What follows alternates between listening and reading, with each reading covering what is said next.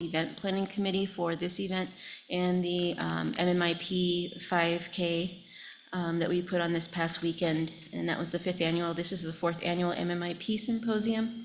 And thank you everyone for being here. Our first speakers are Miss Native U of A and all Miss Native U of A royalty. We have Daylin Nez. She is the reigning Miss Native U of A, right? Reigning? Yeah, okay. She's a 3rd-year undergraduate student at the U of A, majoring in animal science with a pre-professional and science emphasis. She proudly serves as Miss Native U of A from 2025 to 2026, originally from Indian Wells, Arizona. She aspires to become a veterinarian and hopes to serve communities through culturally informed care and science-based solutions. As Miss Native U of A, she is dedicated to uplifting Native voices, empowering students in higher education, and fostering cultural resilience through education, storytelling, and community engagement. And we also have Miss Native U of A representative Maisie Ortega. Her platform is Health, Wellness, and Education for Indigenous Peoples. And this is a quote: "It is an honor to be in attendance of this event as more attention and awareness needs to be brought to missing and murdered Indigenous women, men, and children. The lives of our people deserve to be protected, and our children deserve to grow up. It is our time to fight for our people and to never forget those who we've lost, and it is with this movement that we can continue to spread awareness and end a cycle of pain and violence towards our people." And our last Miss Native U of A representative is Hannah Williams. She is Dene, a 2nd-year undergraduate studying neuroscience and pre-med with an emphasis in neurobiology. She wants to talk more about her platform, which is honoring the legacies of murdered missing Indigenous people. This platform makes her strive to get back to her Native community and be a role model for younger adults. Younger students. After she receives her bachelor's degree, she wants to continue her education in medical school and become a neurosurgeon. She wants to return to the Navajo Nation to help her community. And hopefully at 9:40, Sade Faye Young will be here. She's a world champion hoop dancer, former Miss Native U of A representative. She's a 2nd-year undergraduate studying physiology with an emphasis in exercise and extreme physiology. So let's give a big round of applause and welcome Miss Native U of A and Miss Native U of A royalty. And they're going to be sharing their talk on how we can advocate for murdered missing Indigenous people.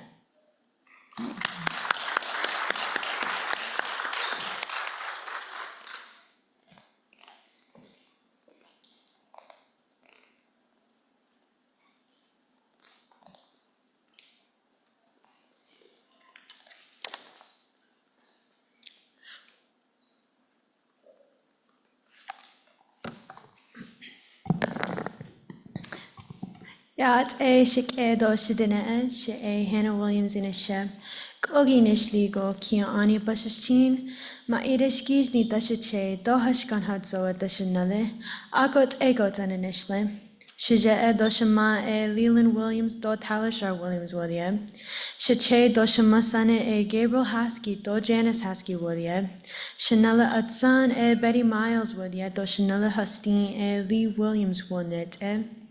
Nadine e Shinachai, Zagahot de Enasha, Tucson de Hosdode, Ahehashinde, Nes Nanigi Hotaho, Bitsilo Otaigi University of Arizona de Inishta, At Siga, At Ozendas te Igi ba Inishta, Shea Miss Native American University of Arizona Ambassador Nakitamedia Jadoba Anadin Ashla, Dona Kitamedia Jadoba Anadin Hastam. Good morning, everyone. My name is Hannah Williams. I am of the Zia Weaver clan, born for the Towering House People clan. My maternal grandfather is the Coyote Pass clan, and my paternal grandfather is the Yucca Strung Out clan. My parents are Leland and Talishar Williams, and my maternal grandparents are Gabriel and Janice Haskey, and my paternal grandparents are Betty Miles and the late Lee Williams. I'm 20 years old, and I'm from Window Rock, Arizona, located on the Navajo Nation. I'm currently a sophomore here at the University of Arizona, majoring in neuroscience and pre-med with an emphasis in neurobiology. I am the 2025-2026 Miss Native UA Ambassador. I'm very, very honored to be here today to speak with the Miss Native UA Court, especially because this was my platform for this year. The reason why I decided to do this platform this year was because I wanted to share my story and how I was in a way affected by the MMIP tragedy. Last year, when I ran for Miss Native UA for the 2024-2025 title, I went to an event presented by the TIC, and it was about MMIP. And there I got to hear many, many different stories about how many different people were affected by this very, very sad tragedy.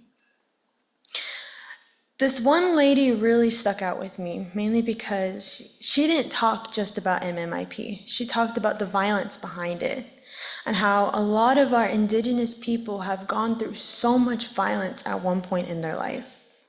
And this is true because when I was about 10 years old, I went to a family party, and there I was sexually assaulted by an older person. This took a toll on me for almost about 10 years.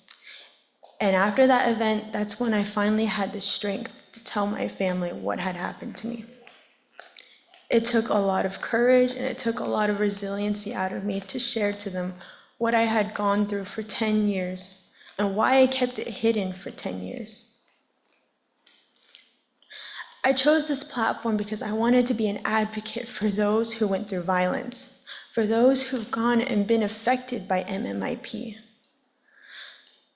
When I was researching about this platform, I saw that back in 2022, over 5,000 Indigenous people were affected by MMIP. Out of those people, 82% of the men had gone through violence at one point in their life. And then 84% of the women had also gone through violence in their life. It's really sad to hear things like this and to research about it. It really made me think, do I really want to present about this? Do I really want to be very vulnerable on stage? But then I realized, who else is going to do it? You know, we talk about trying to get ourselves out there using the media, but the media doesn't want to listen to us. The media just wants to shut us down and keep us hidden. I realized when I was researching that we had 3 laws set in place for us. These laws were to help better law enforcement, help to better less violence in our communities, but that's not happening.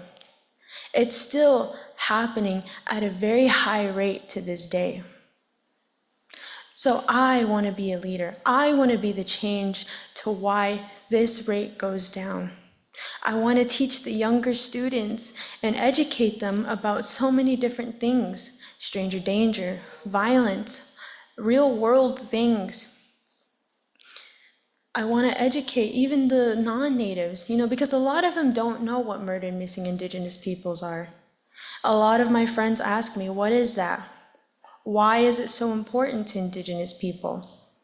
Well, it's because it's been happening for centuries. It's been happening since the colonizers first settled here in North America.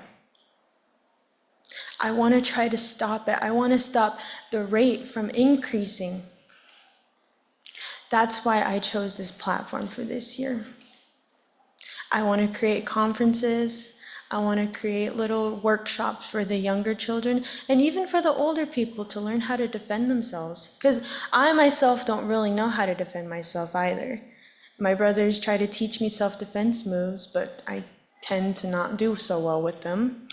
So I want to hire law enforcement to help teach us these different types of things, to educate us, because that's what we really need in today's society, is education.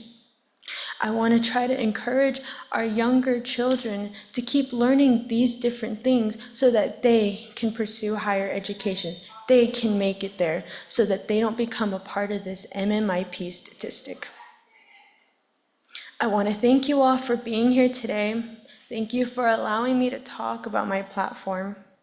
I'm very, very honored to be here again. Today is a day about healing and to hear about other people's stories and to be educated by them. Let's hear different ideas that they have to offer and what they can help decrease the rate. Thank you all. Ahead.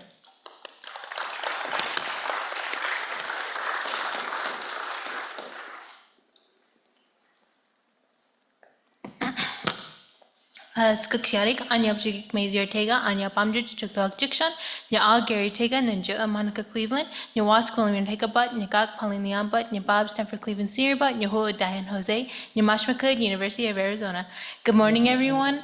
My name is Maisie Ortega. I am from the Thanaratham Nation, Chuktoak District, and I am also part Shoshone Paiute. My parents are Monica Cleveland and Gary Ortega. My paternal grandparents are the late William Ortega and the late Pauline Leon. My maternal grandparents are the late Stanford Cleveland Senior and Diane Jose.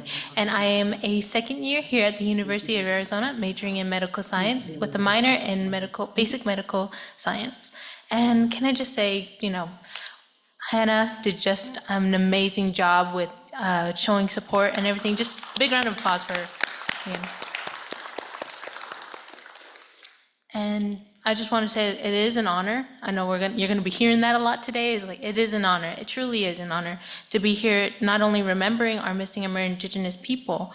And for myself, I wasn't really familiar with the missing and murdered Indigenous people, which I found pretty ironic considering that I myself am a Native American and a woman as well. And it wasn't until the age of 14 that I began to grow accustomed to it. And not only that, but also the countless lives that were lost when it came to discussing the missing and murdered Indigenous people. At the time, I was playing a traditional game called Thaka that many O'odham women have used that as a rite of passage whenever they come into adulthood. Now today, over hundreds of girls, O'odham girls, Akimura O'odham girls play Thaka. They use this game to not only show who they are as women, but show their strength. And it is through this game that I learned of the missing and murdered Indigenous women, people, and children. And it was because of this game that during that time when I was 14 years old, where they held it at the Sells Rodeo and Parade and Fair, is where I saw that there was a long board, a very long board full of nothing but O'odham women, men, and children. And I remember hearing the stories that many of these women had shared with us, these families. And it was that day that we, as Thaka players and as O'odham people, took on the pain that they had felt, their anger, their sadness. And it is with that that I began to understand. On that day, I realized that we are in a war that many Indigenous people are fighting from the moment we are born. And from the moment we are born, we are fighters in this war. And although we do not fight how we used to fight as warriors with our weapons, we fight using our minds, using our education, arguing in courtrooms to find that missing person that we lost so long ago, or teaching our students in classrooms on stranger danger, on how to remember how to stay away from people that might cause us harm or might cause our families harm. And it was that day with a heavy heart that I learned that there was so many other things that we miss as Indigenous people that are overlooked because of our skin color, because of our backgrounds, because of our traditions. And it is through that that I wanted to advocate along with Hannah, along with Daylin, and along with the rest of the Miss Native UA Corps, and along with all of you. All of you have knowledge of your own, is what I learned when I'm here at the University of Arizona. And it is the fact that we, as Indigenous people, are overlooked so often that we need to understand that nobody is going to fight for us but us, because we are the only ones that understand our pain. Our people are being taken left and right, as well as our men, women, and children. We need to understand that we all have knowledge of our own. We all have people of our own that have gone missing, and it is only our voice that can be used to fight for our rights. And of course, today we are all warriors, because as a people we have lost, as a people we have mourned, and as a people we will heal. And not only that, but today I want you to speak the names of the people that you have lost. And remember not who they are, but who they always will be in our hearts. And never stop remembering and never stop fighting for them, because nobody else will do that. It is only us, just as Hannah said. Who else will do it but us? So by advocating for by advocating for missing and murdered Indigenous people, I would also like to hold different events that talk about them, that don't just focus on the sadness of it, but focus on their lives and their happiness that they once felt living here on this world. And it is because of that that I want to also incorporate our traditions into it. For us, it is through Taka when it comes to acknowledging our missing and murdered Indigenous people. And not only that, but holding different gatherings that allow us to not only heal as a people, but also remember as a people. Because we all go through pain each and every day when we remember that that person is no longer in our lives or is still missing to this day. And it is because of that that we all need to remember that each of us have our own story and our own knowledge that we can share to people. I learned that you don't have to have a degree in order to become a teacher. You have knowledge of your own, and it is what we have always believed for hundreds and thousands of years in time immemorial, that even the smallest child carries so much knowledge, just as much as the eldest person in the village carries knowledge. And with that, I wanted to thank you all for listening. Thank you all for being here today. Thank you for all taking this time and putting yourself in a vulnerable state, just as Hannah said. Putting yourself in a place where not a lot of people would have dared to go or tell the stories that a lot of people wouldn't even dare to do. But you're doing it. You're here today telling these stories, listening to these stories, and opening up yourself to maybe a painful past that you don't want to remember. And that is okay. That is great. That is good. I commend all of you. So, take that time. Take that time to heal, take that time to understand and process. And with that, I would just like to say thank you. It is an honor to be here. And Hukatai, Sinyukud Ninatam, thank you everyone, and take great care.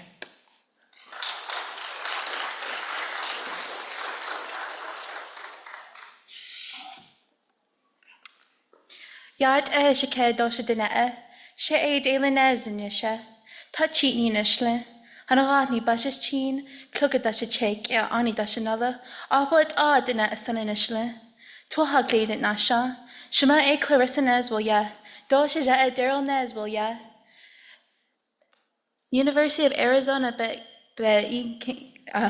inisht now glos but isnak dobaya ba inisht She'aya nak itamin doba na din hashkla, do nak itamin doba an hast University of Arizona ba ket nishle. Hello and good morning, my friends and relatives. My name is Dayla Nez. I'm red running into water, born for the one who walks around. My maternal grandparents are Zia Weaver, and my paternal grandparents are Towering House, and that's what makes me a Diné woman. I'm from Indian Wells, Arizona, located on the Navajo Nation. My parents are Clarissa and Daryl Nez. I'm a third-year student here at the university studying animal science with a pre-professional and science emphasis, and I'm your 2025 to 2026 Miss Native American University of Arizona. Thank you. I want to say thank you, Hannah and Maisie. It is true what they said, and I have my own story as well. I stand here today as a Diné woman, a daughter, a sister, a student, and a survivor. I'm not here to speak not just for myself, but for all of us that carry this weight of this crisis in our bodies, in our families, in our histories. At a young age, I had conversations with the important people in my life, the women that kept me safe, especially my mother. She taught me about the beauty and balance of life and what it means to be an Indigenous woman and how sacred that is. She taught me how deeply connected we are to the land, to our people, and to our ancestors. But she also warned me, but because of that beauty, we are targets. At the time I listened to her, but I realized I didn't really believe that would happen to me. And when it did, that pain was dismissed. It wasn't until the same person who harmed me harmed somebody outside of our Indigenous community. The people and the systems that were meant to protect us, they didn't believe me and they didn't do anything until that happened. At that moment, it taught me a painful truth that our stories are often ignored. And I began to live my life in fear. It was like this for a long time. I thought that I had to be fearful of who I was, and I had to hide my identity to protect myself. But quite recently, I experienced another assault. And with that, it came a flood of these memories and this pain that I felt that I thought I buried. And it felt like I was back in that time when I was younger, but this time I chose not to hide. I chose to continue to be who I am, and I chose to speak. I tell my story not just because it matters, but because it's my truth. And a lot of us, that is our truth as Indigenous people. I tell my story for those who are afraid to speak, for the families who are still searching and impacted by this crisis, and for the ones who didn't survive, and for the ones who still can. There's a true power in storytelling. Growing up, my grandparents and my family, they would take us around at the house and they would sit us down and talk. And I felt healing in that. It has the ability to break silence, but also to open hearts and start that healing process.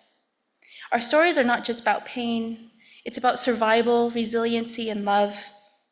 As an advocate, my goal is to spread awareness, but to also fight for change, to build places where Indigenous people, students, can feel seen, heard, and protected.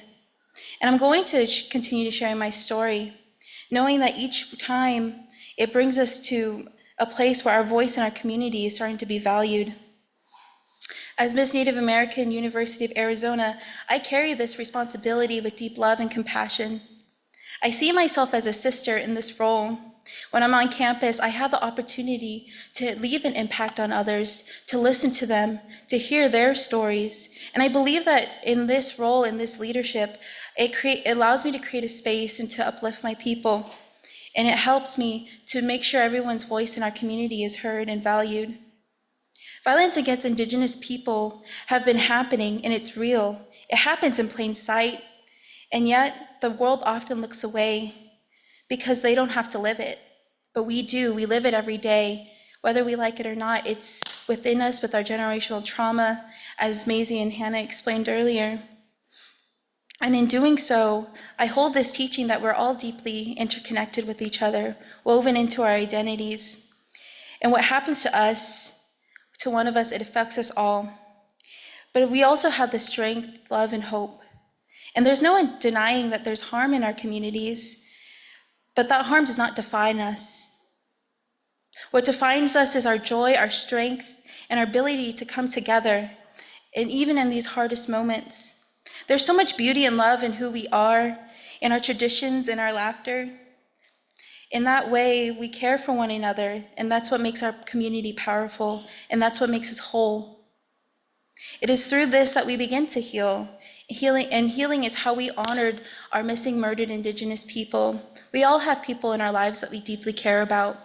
And when we hold them close to us and take that time to acknowledge what's happening, that's when we truly honor.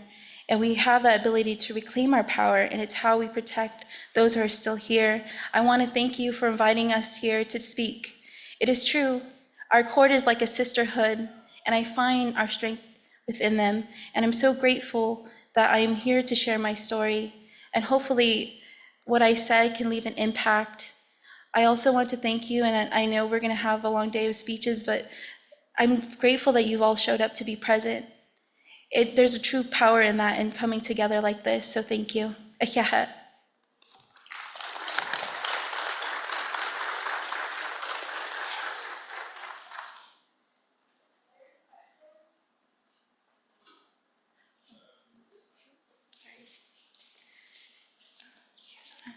No question?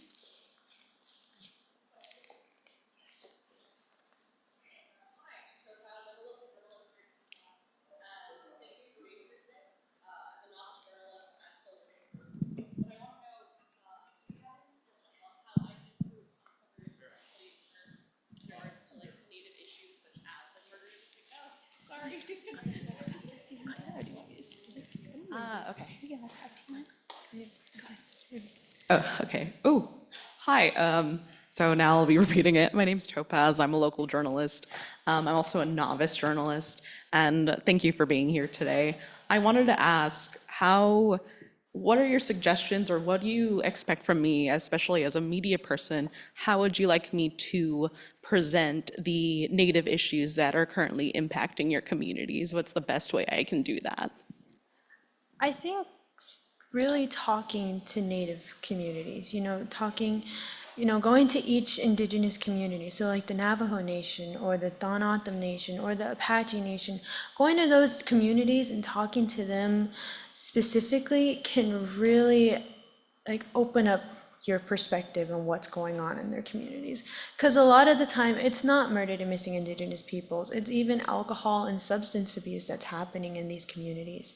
So like I said, just speaking to them personally would be a really good idea. I want to add to that as well. I think each of us have our own stories, right? But what I've noticed in the media is that these stories are not coming to light until our Indigenous people in our communities tell them. I think that's the biggest issue is, for example, Emily Pike, the only reason why her story was told was because her people really pushed, and a lot of the Indigenous people came together as a community. I think we have that ability to speak, but we don't have the resources to. So I think that's one of the ways we can do, like you can, that could help you is understand where these communities are. I know that there's a lot of Indigenous tribes here, not just in Arizona, but around the world. I think most of the times there's tribes that are, in the light more than others, but I think it's our responsibility to make sure everyone's heard. And so just understanding that and having that respect of who they are and their traditions, I would also encourage you to take a deeper look and talk to their elders in their community. There's a lot of ways you should go about it and making sure you're respectful in what their beliefs and their traditions and their values as a people. To also add on to that, thank you for that question. There's, like she said, our elders also have stories that are untold. And, there's plenty of Indigenous people here that have many stories that have not been heard, have many of their own different cases and different stories that maybe it's time for them to share. And it is your job as, a journalist, which I find really awesome, to, hunt down these stories and, show them that, hey, I'm here to listen and I'm here to listen to what you have to say. So, I just thank you for being here, honestly. It's awesome. Thank you.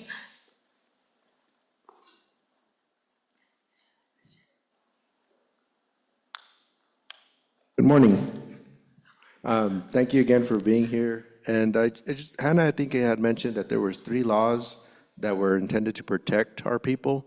Can you maybe share what those laws were? And, policy making is very important. And how can we strengthen those policies or advocate for policies that will bring about true long-term change?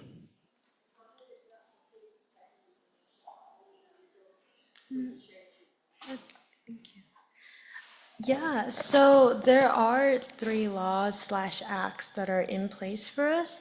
I can't remember at the top of my head what they were called, but a lot of these were to like really strengthen our law enforcement because on the reservations there's not really great law enforcement. Sometimes when you call 911 on the reservation, they could get there within like an hour, maybe 2 hours. It takes them a while. And so that's what these laws were set in place. And on top of all that, it's there to protect our people, to protect them from all these different things that are happening, affecting our communities.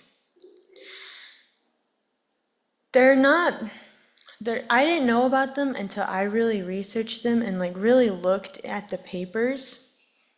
And it kind of sucks because a lot of people should know about these laws. A lot of people should know about these acts because they're there to protect us, but no one is there to like share about it. No one is there to talk about it and what they do. And I really, really wish that a lot of people knew more about these laws. I'm sorry I can't to name them at the top of my head, but I know they're there to better law enforcement and to protect our people and our lives on the communities. Thank you for the question.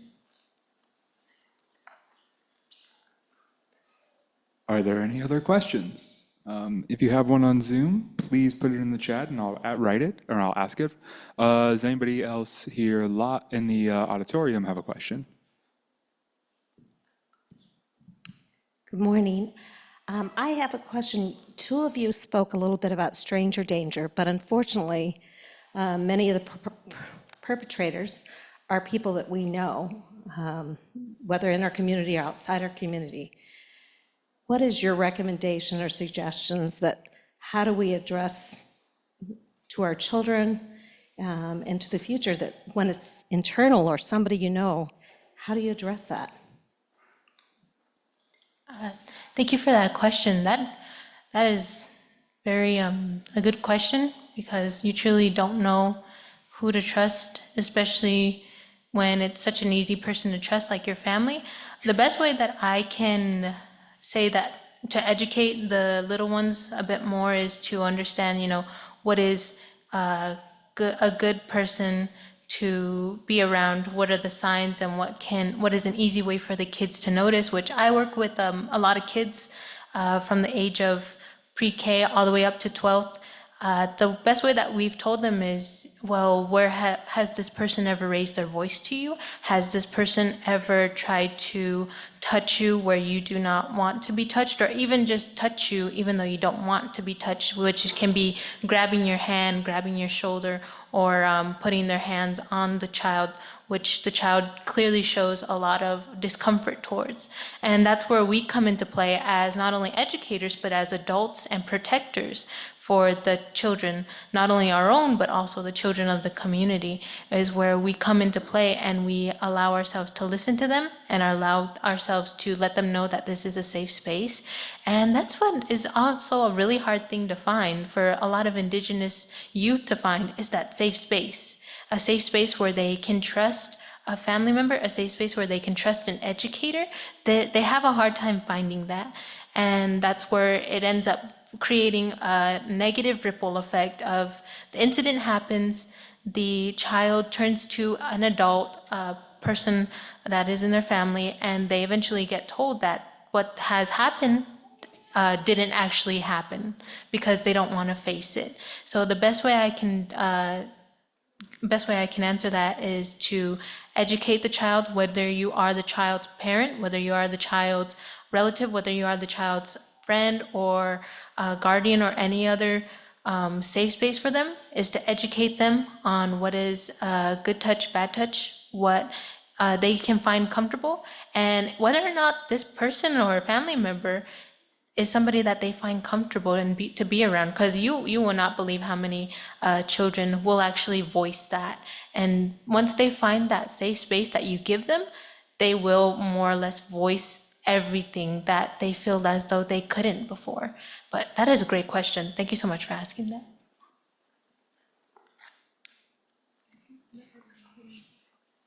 All right, thank you so much. We are out of time for this session, and so we are going to be transitioning to our next, so I'll pass it over to Dr. Grover Marks. Thank you. We're going to go into our hoop dance with Sade Fei Young. And let's give a round of applause to the speakers, Miss Native U of A. Thank you. Thank you for the questions. I'm sure they'd be happy to answer any of the other questions you have later.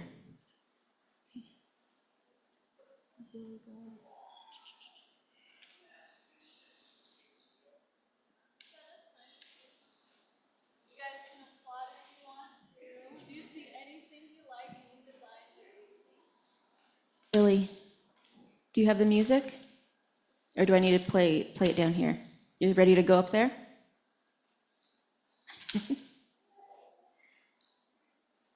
I don't know what thumbs up means. If I don't hear anything. Okay, there we go.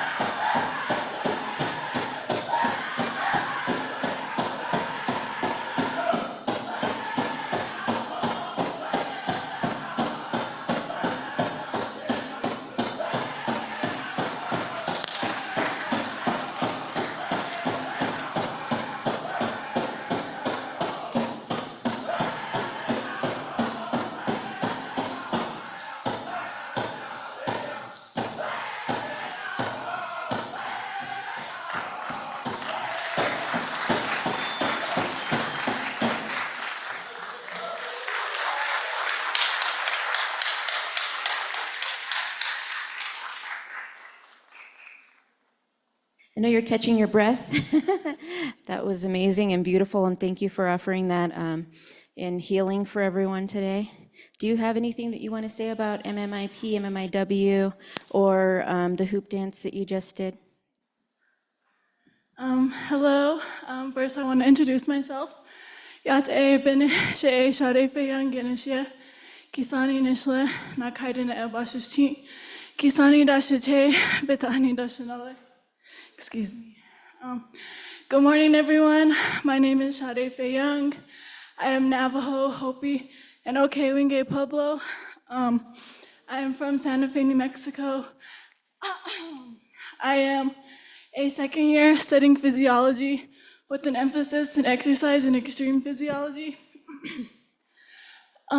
So pretty much my whole life, I've been hoop dancing since I was a little girl till now. If you guys do not know what hoop dancing is, it was originally a healing ceremony that originated in Taos Pueblo, which is in northern New Mexico. And it evolved into kind of more into contemporary powwow now. As you can say, and it's become an intertribal dance among different nations across Turtle Island or the US. But I just want to express that hoop dancing is a healing dance, and that's something that we need, especially with Indigenous people facing issues. Healing's the most important thing, and I hope you all felt that energy today. And with this, bringing awareness for MMIP, MMIW, and MMIR, I just want to emphasize that and express my culture and my dance with you today. So I hope you guys enjoyed and got all the positive energy that you needed, and have a great rest of your day, and enjoy the rest of the speakers and activities today. Thank you.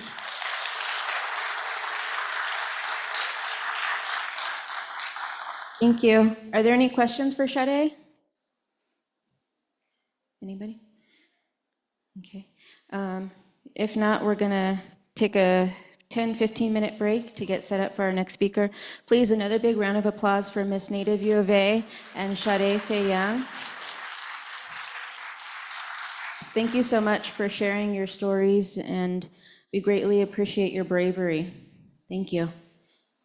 All right, feel free to grab some coffee and anything else over there that you want, and we'll be getting set up for our next speaker. Thank you.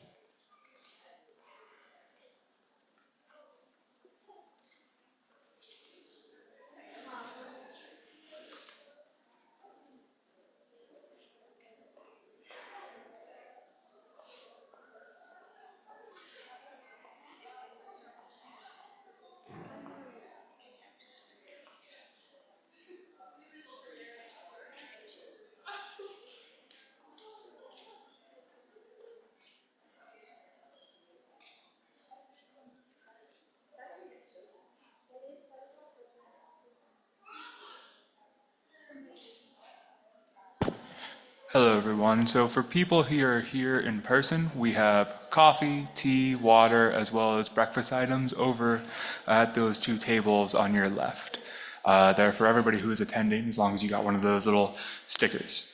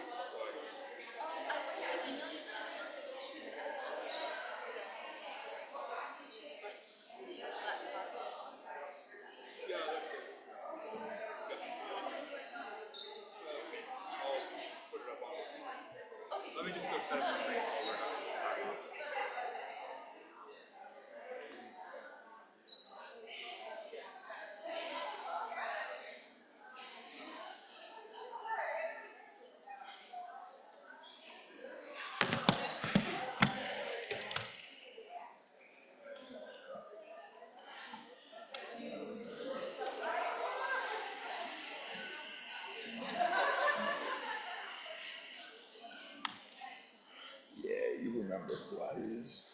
I know. No, I'm just. Oh. No, I'm good. I'm just setting up my email. Unless your email's already in. Oh, you know what? It's fine. Wait, like 2 seconds. This is user notes and everything. Everyone have like their speaker view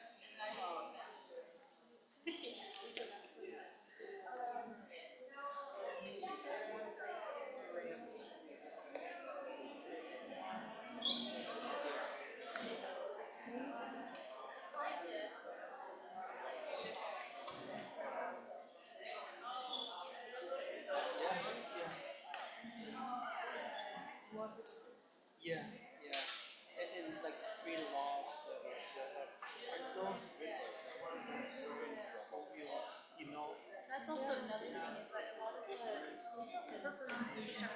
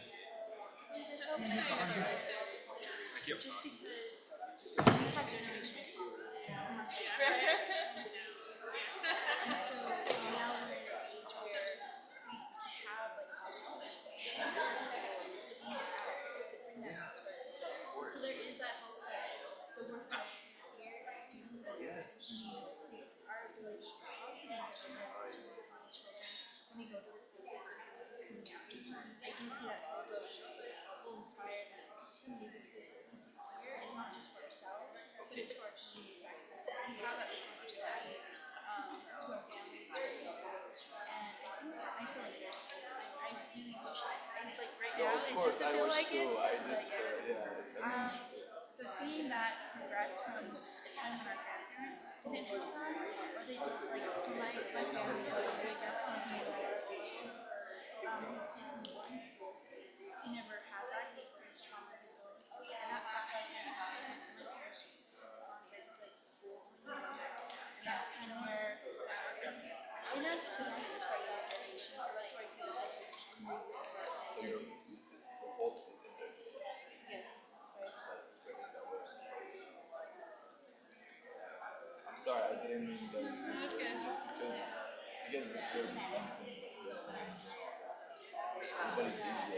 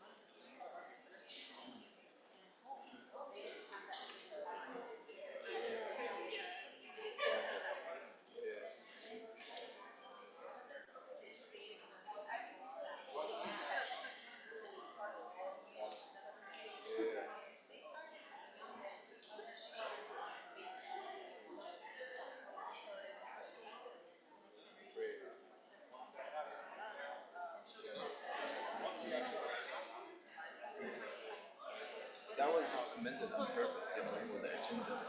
So like they know like, you know, that's what's gonna happen. So people will pass a certain goal. So all that kind of environment, you know, generations after you distinct. But thank you so much for I know it's a big question. I know like you guys might have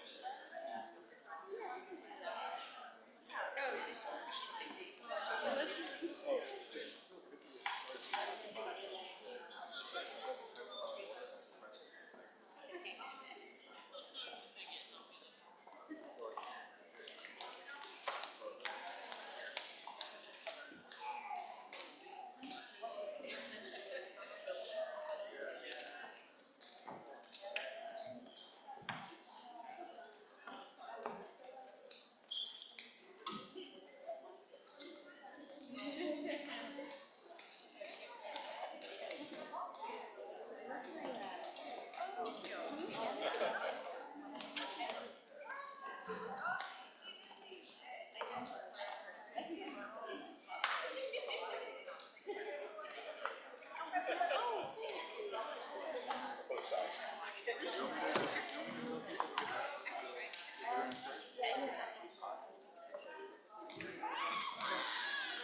That's fine. I'm just gonna start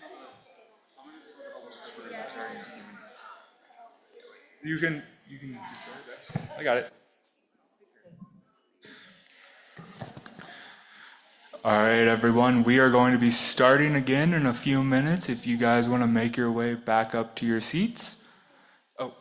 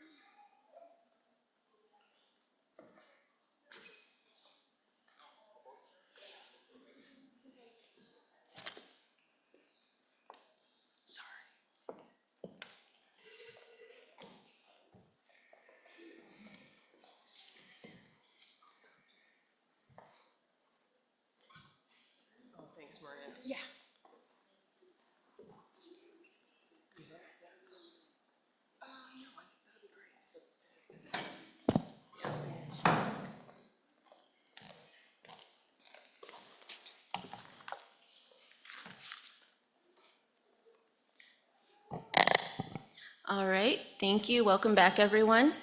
We have Laura Conover. She's our next speaker. She was first elected as the Pima County Attorney in 2020 and re-elected to a second term last year. As the third woman to hold the office, second defense attorney, and first victim rights attorney. She's assembled a diverse senior leadership team to continue revolutionizing operations.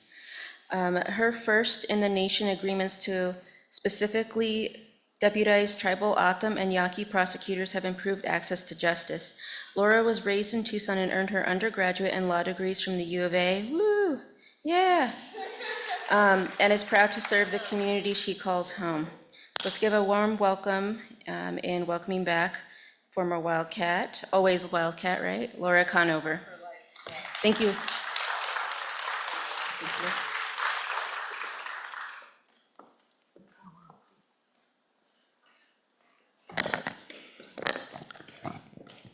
Yes, I think it's a wildcat for life. I think that's how it works. Bear down. Good morning, everyone. I am so honored and humbled to have been invited to partake in this conversation for a bit. I'd like to share with you some updates out of our office and I'd like to report to you on what's going on with the Pima County Task Force on Missing and Murdered Indigenous People. And most importantly, I would love to take any questions or feedback or concerns that you have. I'd love to hear from you and have a dialogue if that makes sense, and take your concerns back to my office. We're very blessed that we're getting a second chance, a second term of an additional 4 years, and we're treating that as an opportunity to demand of ourselves to do a little better tomorrow than we did today, and to build each day forward. So just a bit about the office itself, the Pima County Attorney's Office. Most people, I think, are familiar with the district attorney system, the DA, the Law and Order episodes and all of the spin-offs. The DA, and that's my responsibility. We call it the Pima County Attorney, and I'll explain in a moment. But we are the top prosecutor for all criminal felonies across the entire county, 1.1 million people, 9,000 square miles, if I'm saying that correctly. And of course, that very importantly incorporates our tribal brothers and sisters at Pasquayaki and the Tohono O'odham Nation. It's a profound partnership there. We are also the county's attorney, which is where we get the name. And so we have a huge civil law firm where we represent all county departments. We're the legal advisor to the Board of Supervisors and the county administrator herself. So we do both aspects. And both of those things came together on this very important issue in our first year in office in 2021. All credit goes to Pasquayaki leadership for what would become a first-in-the-nation agreement to specially deputize tribal prosecutors so that they would have full access to my office, to come in and have the authority to help us prosecute cases, to serve tribal victims better, to advocate better for their needs, to take a more holistic approach to the needs and the root causes of someone who has caused harm, to help them get out of the system, to heal and get out of the system, and to stop those cycles of harm. And Pasquayaki leadership approached me, which is, I think, the direction these things must come from. You need to let, in my humble opinion, the tribe and the nation need to lead and express what their desires are when we come into a partnership. The United States Supreme Court in, I want to say 2019, had issued an order, an opinion that caused a lot of, I think, very righteous fear across the nation about tribal and nation sovereignty. It really undid all the decades of constitutional law before that had protected tribal and nation sovereignty. And Justice Gorsuch, in fact, wrote a rather scathing dissent and said that this decision could have really negative effects and impacts on sovereignty. And in fact, not 6 months later, the former governor of Arizona cited that opinion when he started placing metal box containers along the border. I don't know if anyone remembers that experiment. It's a very strange experiment. And he cited the opinion and said, I hereby find that I have authority to do this without input from the nation or over their objection. That's the bad news. But there was a silver lining that the Pascua Yaqui Attorney General saw in that opinion, where he saw an opportunity to reach out to local law enforcement and to use that opinion for good, and to say, we can partner and we can build a trusting relationship, and we can do better, most especially in the areas of violent crime, where we need community safety, we need more accountability, and for those people who really need to be separated for a period of time in order for tribal and nation members to be safe. Oh, I like that.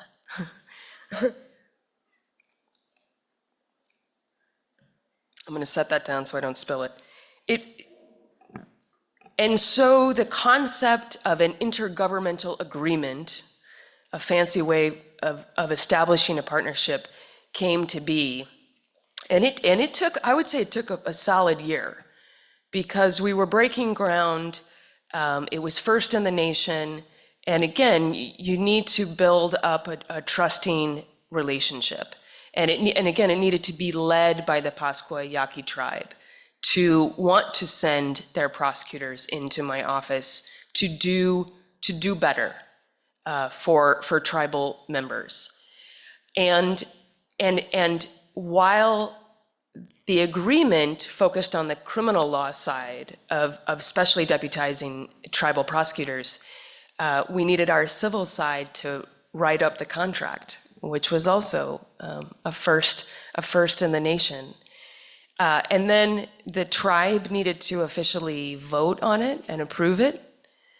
And we did that. And then we moved over to the Pima County Board of Supervisors and asked them to approve the agreement as well, and thus launched the first agreement. We then went to the Tohono O'odham Nation and shared with them what we had done, and to allow them to study it and to see if they wanted to engage in a similar contract, and they did again, and I'm grateful for that trust that we built up. I was actually there in front of the nation's full assembly. I've never been more nervous in my life. You're sitting at a table alone, and there are many leaders in front of you in that beautiful sort of horseshoe shape.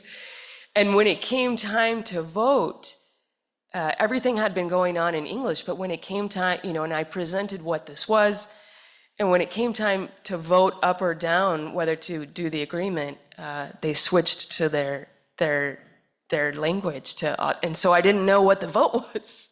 So I just had to wait, and I could tell that it was unanimous, but I didn't know if it was approved or not. But of course it obviously was. And then we went back to the Board of Supervisors again, and then got the second in the nation. I am also told that those agreements have now floated across the country, and other jurisdictions are looking at whether other nations and tribes, I should say, that's where it's floated, to see if they want to engage in this as well. What it has meant, or what it has allowed us to do, is really build relationships with individual prosecutors from both Pascua Yaqui and TO in order to improve communication. I mean, one of the benefits is as simple as the ability to just have leader to leader call each other, late at night and say, for example, we just had two older brothers, they tried to get evicted from a sober living house. This was at the beginning, before we knew what was going on in that arena. And the gentlemen are rightfully there. It was an aggressive eviction. I think the sober living home was just trying to get people out before they were going to get investigated for improper financial practices and abuses. And the two older gentlemen wanted to stand their ground, and a terrible assault occurred against them. And the ability simply to just have that immediate communication that that tribal members had been terribly harmed, and the ability to just respond and react so much faster, and then to see the case through again in that partnership.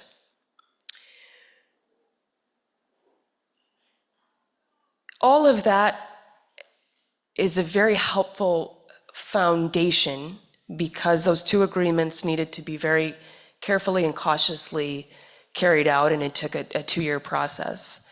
But it's far past time that we should have been using those agreements to talk about the absolutely unacceptable epidemic of missing and murdered Indigenous women and children and people. And I'm grateful that those agreements exist because it's going to allow us to move much more quickly. I regret how long it's taken us to get this task force off the ground. I lament that, but it is. Our small group that had been meeting for a period of time, and I certainly want to especially recognize the leadership and the determination and the powerful will of the people who run Indivisible Tohono for continuing to drive the conversation and push it forward. So our little group finally decided that last month we were going to do kind of a public call to all local law enforcement and leadership across the entire, Southern Arizona region. And we were hoping for about 10 to 15 people. And instead we had 52 come to not just a launch, but like a very serious working meeting. It was a launch, but then we broke up into small groups and started really talking about how each of us has to play a pivotal role, that each of us needs to be carrying our weight. I'm talking about the Tucson Police Department, the Sheriff's Department, Tohono O'odham. I think all of their detectives came. Pasquayaki, of course. We had public health in the room because that's huge. Public health, behavioral health. My office, the city of Tucson, District 5, under the leadership of Adelita Grijalva, and I know Andres Cano will be carrying that forward. Every major player came into the room to reckon about this issue, to be honest, to face some really devastating data, to force ourselves to be honest about how very serious the problem is and how little attention is being paid, at least off of the tribe and off of the reservation. I feel optimistic after that meeting. I feel that there's a lot of promise. There's already a lot of work that's been done. Ways in which we can all, I know it sounds simple, but ways in which we can simply track who we are trying to serve when it comes to our victim services division.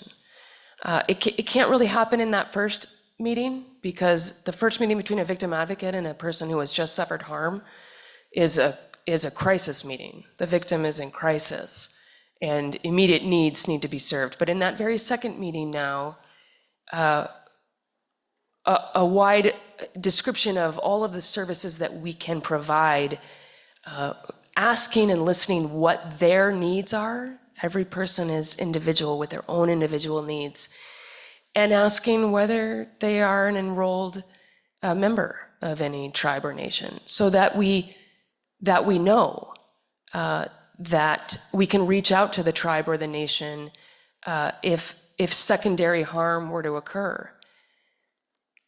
I'll give you a very specific example in my house, a light bulb that finally went off for me, and then I think I really should take questions. So that's a little bit of a warning that you're thinking of questions. I'm giving you lead time, right? when we are working with people who are vulnerable and at risk, right? I mean, that's the entire criminal justice system. All too often, the person who has been harmed was harmed because they were in a vulnerable moment. And so many, what a shocking percentage of our defendants, people who have caused harm, were victims themselves not long ago. It's all about that cycle. And so we're dealing with vulnerable populations.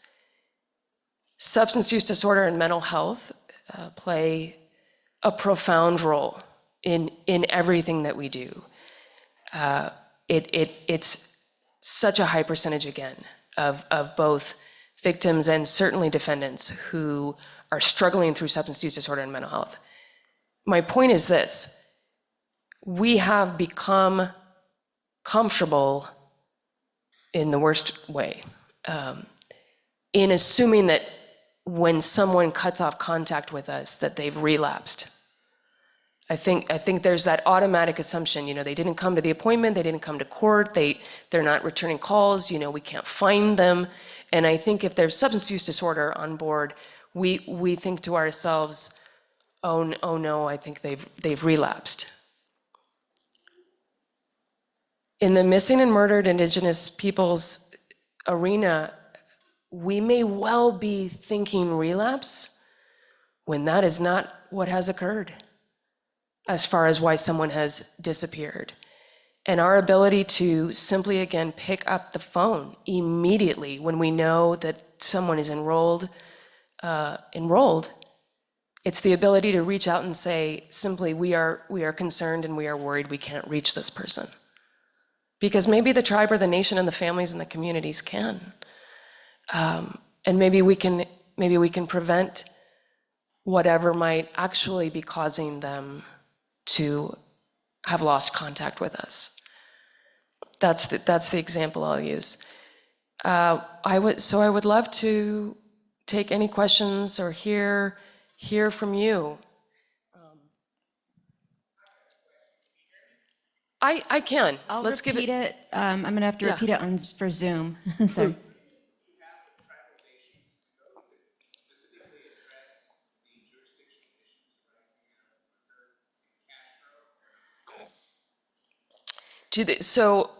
Or I can, either of us can. So, and also sometimes I turn questions, I use other terms. I get rid of the legal talk. That's my whole job, I think, is to try to not talk like a lawyer anymore. Not assuming you are, sir, but so the question was, do the two written agreements between Pascua Yaqui and Tohono O'odham and Pima County, do they cite straight to Castro, the decision I was talking about earlier? I don't have those 6-page, 7-page documents memorized. So unfortunately, this is a long way of saying I can't remember off the top of my head, but I can certainly say we were all coming together in the wake of Castro, and Castro was a driving force of, and Pascua Yaqui's been, I think, really a trailblazer for a long, long time in this work, and very much in VAWA, in domestic, I'll say domestic violence work. They opened a domestic violence court or specialty program, 15, 20 years ago. So I think they were really, they knew how to run with, they saw the opening and ran with it fast. They saw the one shining glimmer of hope in the Castro decision to see if we could make good from that. I will say also what I do remember of the fine details, and we can share them too. They're public documents. Happy to share them. They sunset as well. They're going to need to be renewed at the desire and wish of the tribe and the nation, because this is about a trusting relationship. It depends on who wants to do what down the road. Absolutely. Thank you. Hi, good morning. Good morning. I have a question slash comment. I think a lot of the work falls on us knowing when to walk away from relationships that are harmful, when to recognize the signs that somebody might not be good for us, maybe harming us.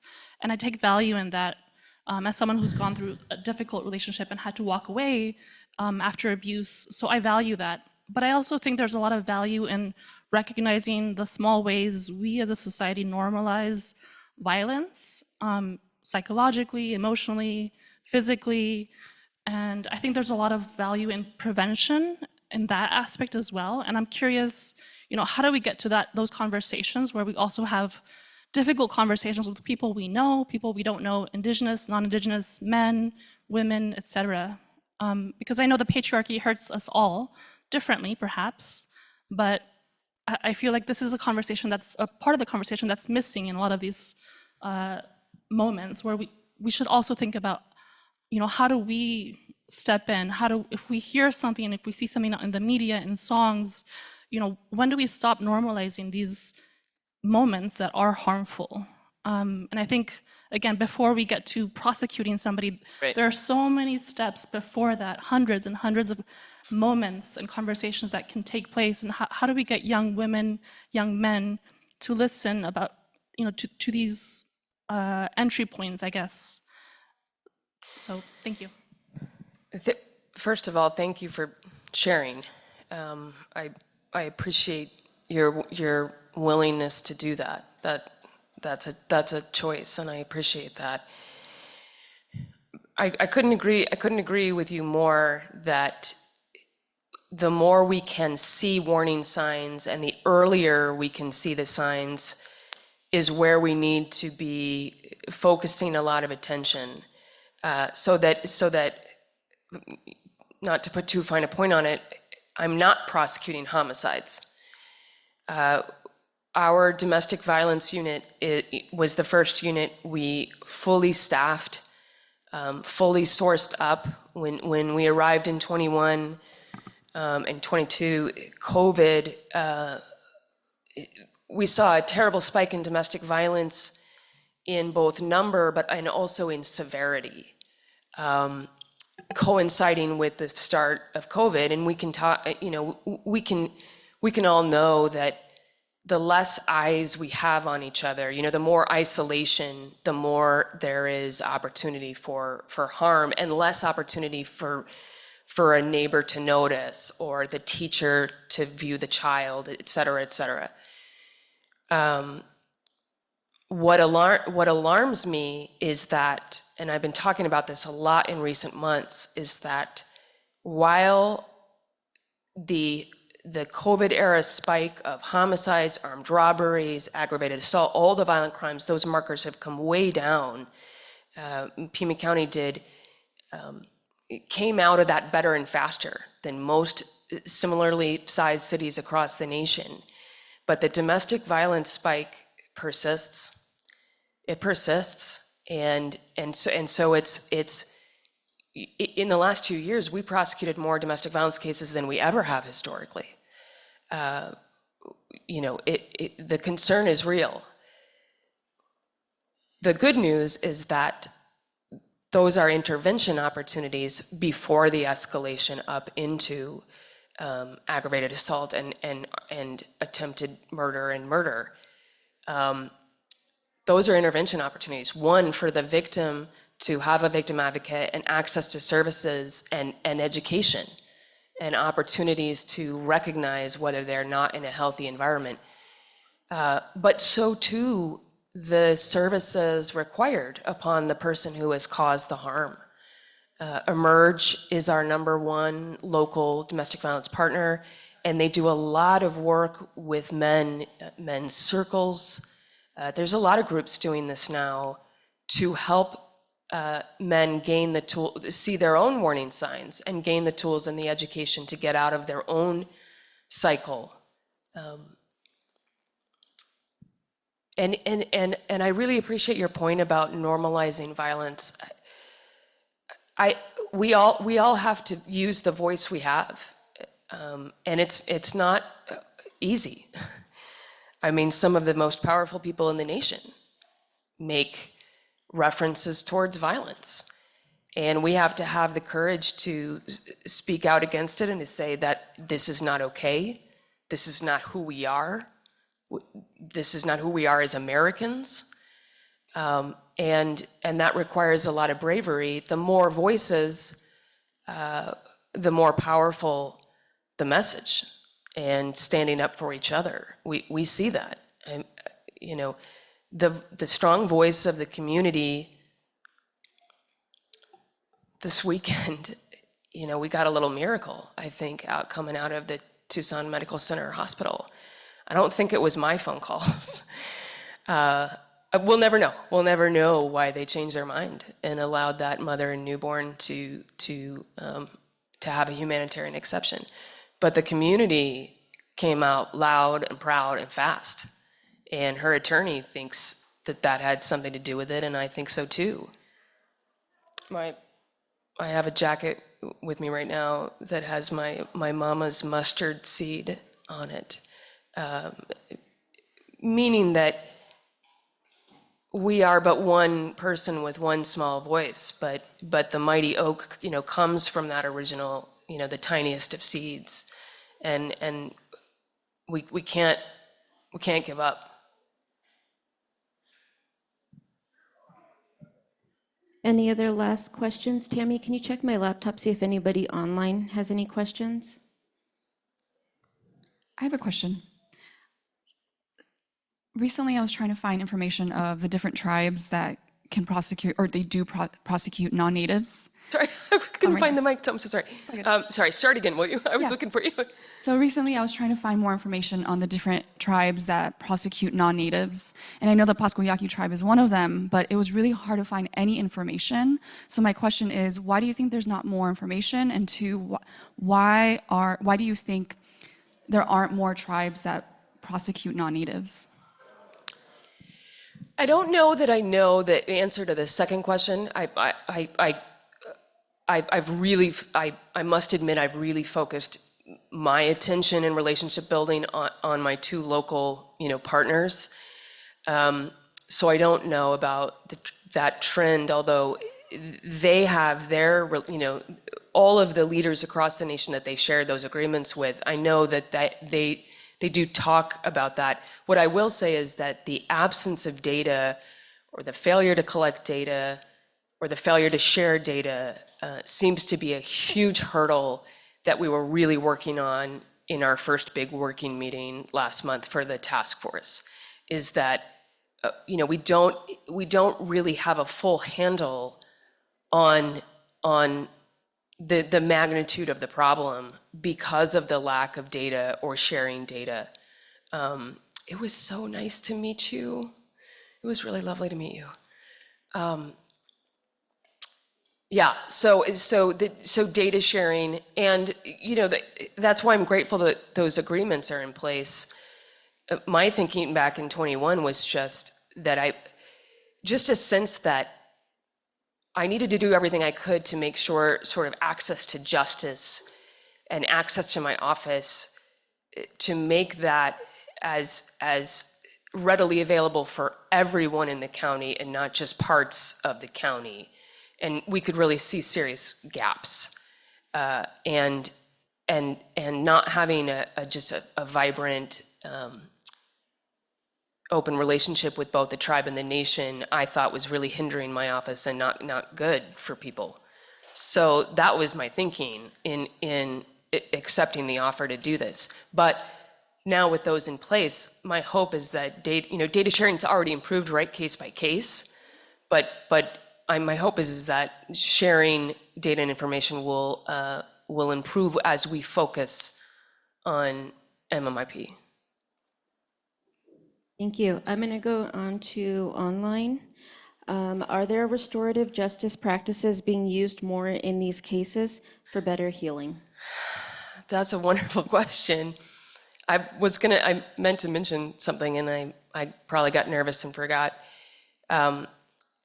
In developing those relationships to get those intergovernmental agreements in place was so helpful, because I had promised to build out the first adult restorative justice program in Arizona.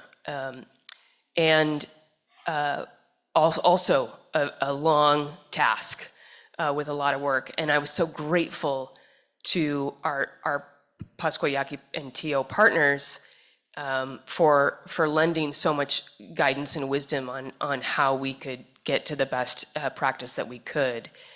And so we do now have a restorative justice program in place. And yes, and it's completely, our program is completely victim controlled. The victim is educated about the option if they don't know what restorative justice is, and then they're offered it, and they're in complete control of not only whether they choose that path on their case, but also their level of involvement that they're comfortable with, whether they end up in a circle asking that person, why did you harm me, and getting a chance to go all the way there with certified mediators in the room, or whether it's simply, you go make it right.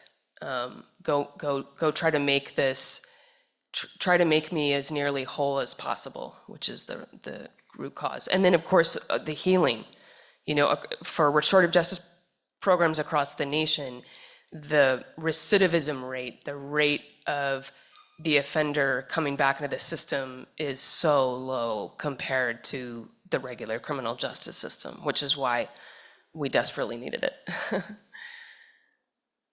All right, thank you. To honor your time, we're going to close for questions. And thank you so much for being here today and for sharing your experience here in Pima and your expertise. Thank you, Laura.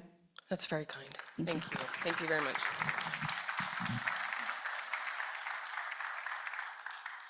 All right, next, we are going to do some activities. You've all that are here in person have seen these tables with paints and everything, so we're going to do some healing activities. Since the symposium is, sorry, let me turn this off for Zoom. Since our symposium's focused on action and healing, these stations are going to incorporate that. We have some stations that are asking about what words come to mind when you think of MMIP? How can services be improved? What kind of things are needed in care packages for those that have been personally affected? And all of this here, doing with my MPH intern, Zalani, right here. So she'll be back here to help you out if you need anything. This is completely voluntary.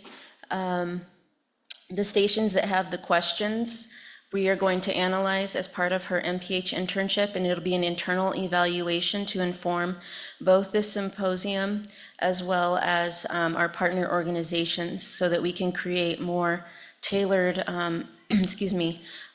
more tailored tools for those that have been personally affected. So again, internal evaluation, program development, you don't have to do it. The other tables that are open for everyone are the long table right there. You can make a red dress pin, and there's supplies to the right here. And then right up in front, we have tiles if you want to create a tile that represents to you what MMIP means. And we have some from last year. We're going to be putting those together on a board to show you all. And this speaks back to kind of craftivism and activism. So has anybody heard of craftivism before? Yeah, just one couple. Yeah, so it's using crafting, and as Indigenous people, we've always been makers, beaters, people, different groups weave rugs. But this is using our hands and our ability to create art, to create action and awareness. So even by making a red pin and wearing it, that's increasing awareness of of MMIP. Somebody could ask you about it. There's other things like the Red Dress Project, some of you might have heard of. I'm a knitter. There's lots of knitting that goes along with craftivism as well, in the MMIP space as well, with the red hand symbol.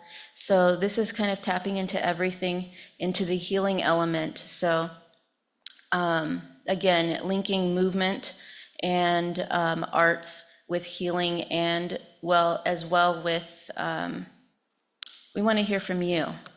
We want to know what you all think, what should be done. So yeah, nobody's the expert.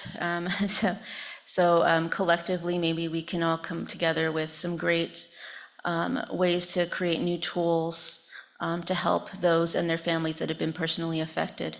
So yeah, we'd love to see you down here at some of the stations. There's a couple stations back here as well that are just yes, no questions. You'll put a little bead in for your vote. And again, this is all completely voluntary. So feel free to participate, feel free not to participate, but you can use it as a bio break if you want as well. But yeah, let's get up and get moving. Again, movement is healing too. And for everybody online, please put in the chat if you want me to add some of the questions, create some whiteboards for you all to work on virtually. And I'd be happy to do that with some of the questions that people are asking here. And we've also put on the stations that you can write or draw. Again, we want this to be how you want to represent yourselves.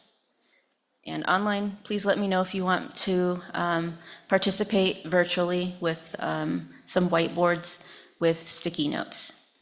All right, thank you everyone. And then we'll be back at 11 with another great talk.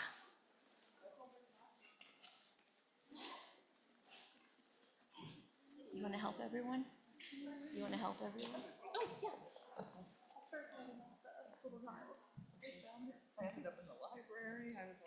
There's lots of different stations, so feel free to walk around and do what you want, don't do what you want. Thank you, everyone.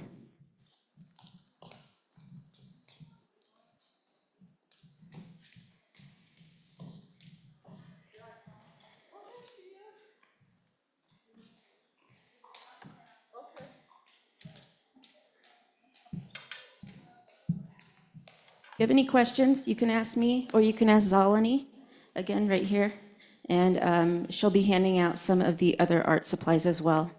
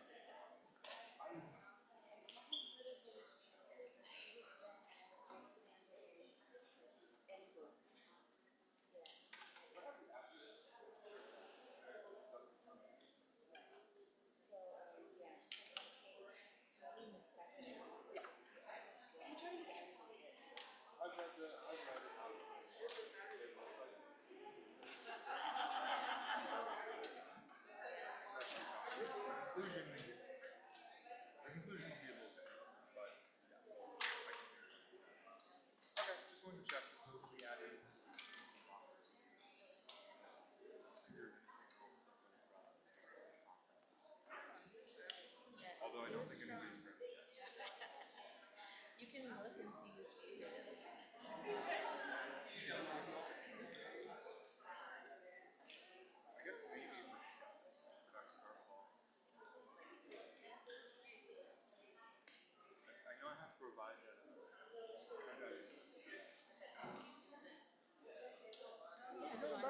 Hey, how's it going? You know what?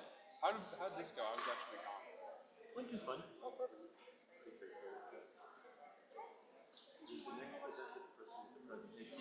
Yep. Because I don't see, is it anything on the desktop or anything like that?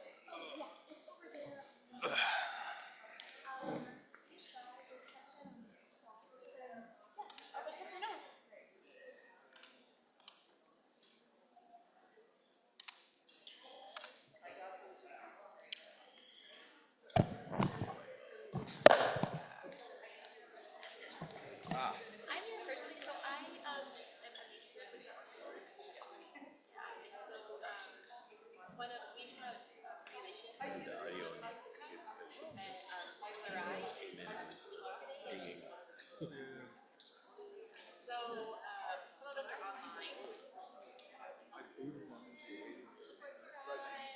Heard somebody talking, but I couldn't see anybody with their microphone.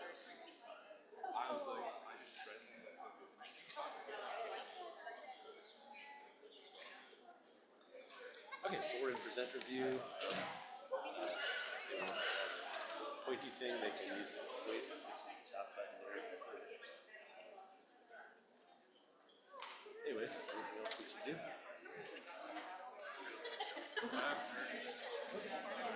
Great, thank you, appreciate it.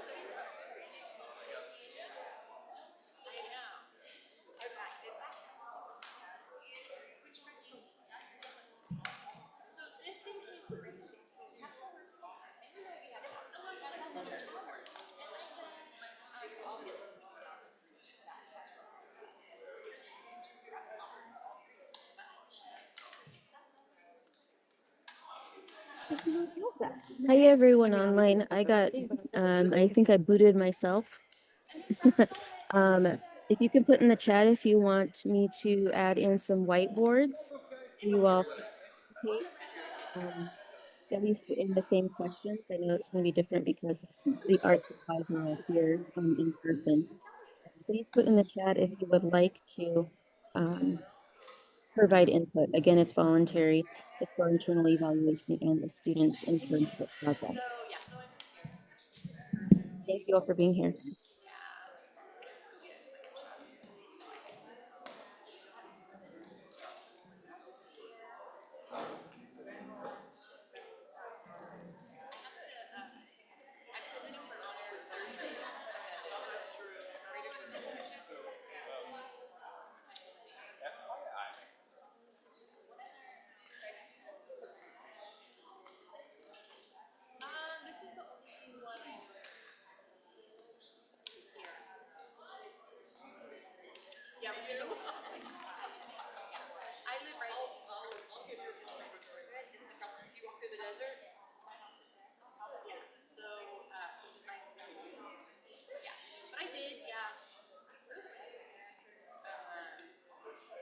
Okay, give me a sec. I'm putting the whiteboards up.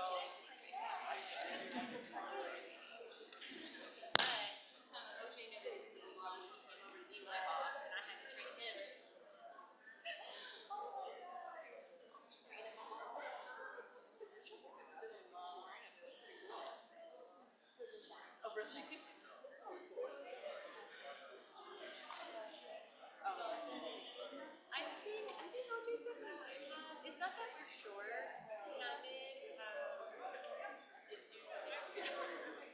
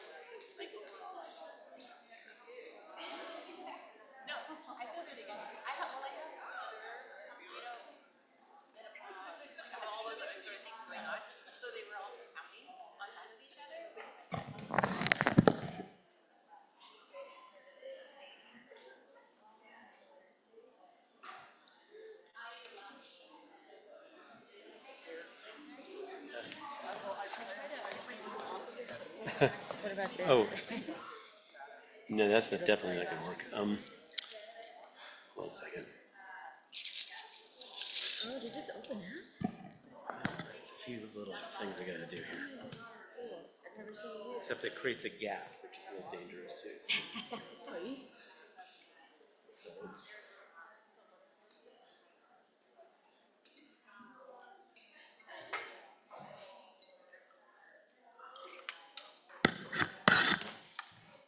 So you could put your laptop there-ish if you wanted. Will that work? Yeah, this is perfect. And I'll intro you, and then you can start when you're ready. Is it I should turn on right now. Unless it's wanting to be rude about it. Okay.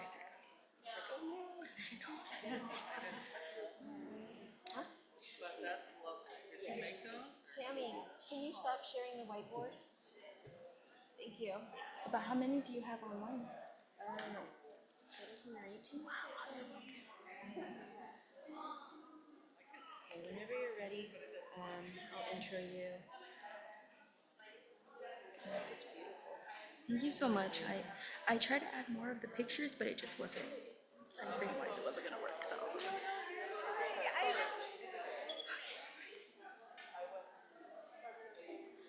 All right, welcome back, everyone. If you're still doing arts and crafts, that's okay. We have the PowerPoint on both sides, but if you're just chatting, if you could make your way back to your seats, please. Chatters, if you can make your way back to your seats. Am I gonna have to get out my cowbell? Come on. But if you're doing arts and crafts, feel free to stay at the tables and watch the presentation from there. That's actually kind of one of the purposes of the building and the double PowerPoints. Sorry, ladies, can I ask you to sit down? Sorry. Thank you. All right, we have our next speaker, Ariana Esparza. She's the Recreation Services Manager for the Tohono O'odham Nation and is a proud member of the Pasquayaki tribe with 9 years of experience working alongside tribal nations and within Indigenous communities. She is known for her deep commitment to community-centered leadership and culturally grounded service. For the past 6 years, Ariana has led efforts in community engagement, developing meaningful programs that foster youth development, wellness, and cultural connection. She is also a passionate advocate for MMIP, helping to raise awareness and encourage action around this critical issue. A proud mother of 2 children who are members of the Tohono O'odham Nation within the San Javier District, Ariana's work is deeply personally grounded in her identity, her family, and her vision for healing and thriving Indigenous communities. So welcome so much. Thank you so much for being here, Ariana.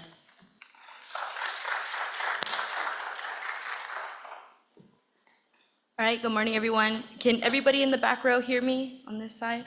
Perfect, thank you, guys. And everybody back here, we're good? Yeah. Okay. I apologize for any nerves that I may have. I think it's gonna take me a second to shake them off, okay? So I first wanna thank you guys for your commitment to being here and to discussing missing murdered Indigenous people or relatives. Today I'll be talking about cultivating community actions, honoring stories, and mobilizing quickly. So some of the topics that I'll be discussing today and how to bring these efforts to a community as an ally or directly as a community member on why community action matters. So I'm going to identify some grassroots efforts, the importance of these efforts in tribal spaces by community members, and identifying the need for awareness, education, cultural considerations, and identifying partnerships in tribal communities. So one of the things that I first wanted to touch on was the importance for these efforts to start from us. We are here to offer our lived experiences and to share experiences that can be used for change. It is also important that we use our voices so our stories are told from us and not being told back at us through a detached perspective, which we've often seen since the start of Indigenous communities coming together. These efforts are a shared responsibility for us, and this is happening in our communities and not in some distant places.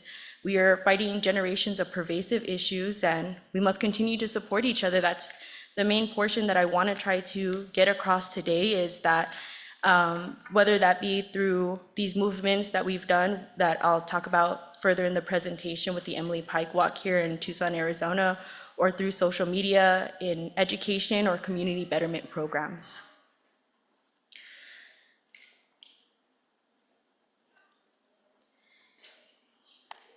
So what are grassroots efforts? Well, these are often identified as bottom-up approaches and are initiated and driven by community members.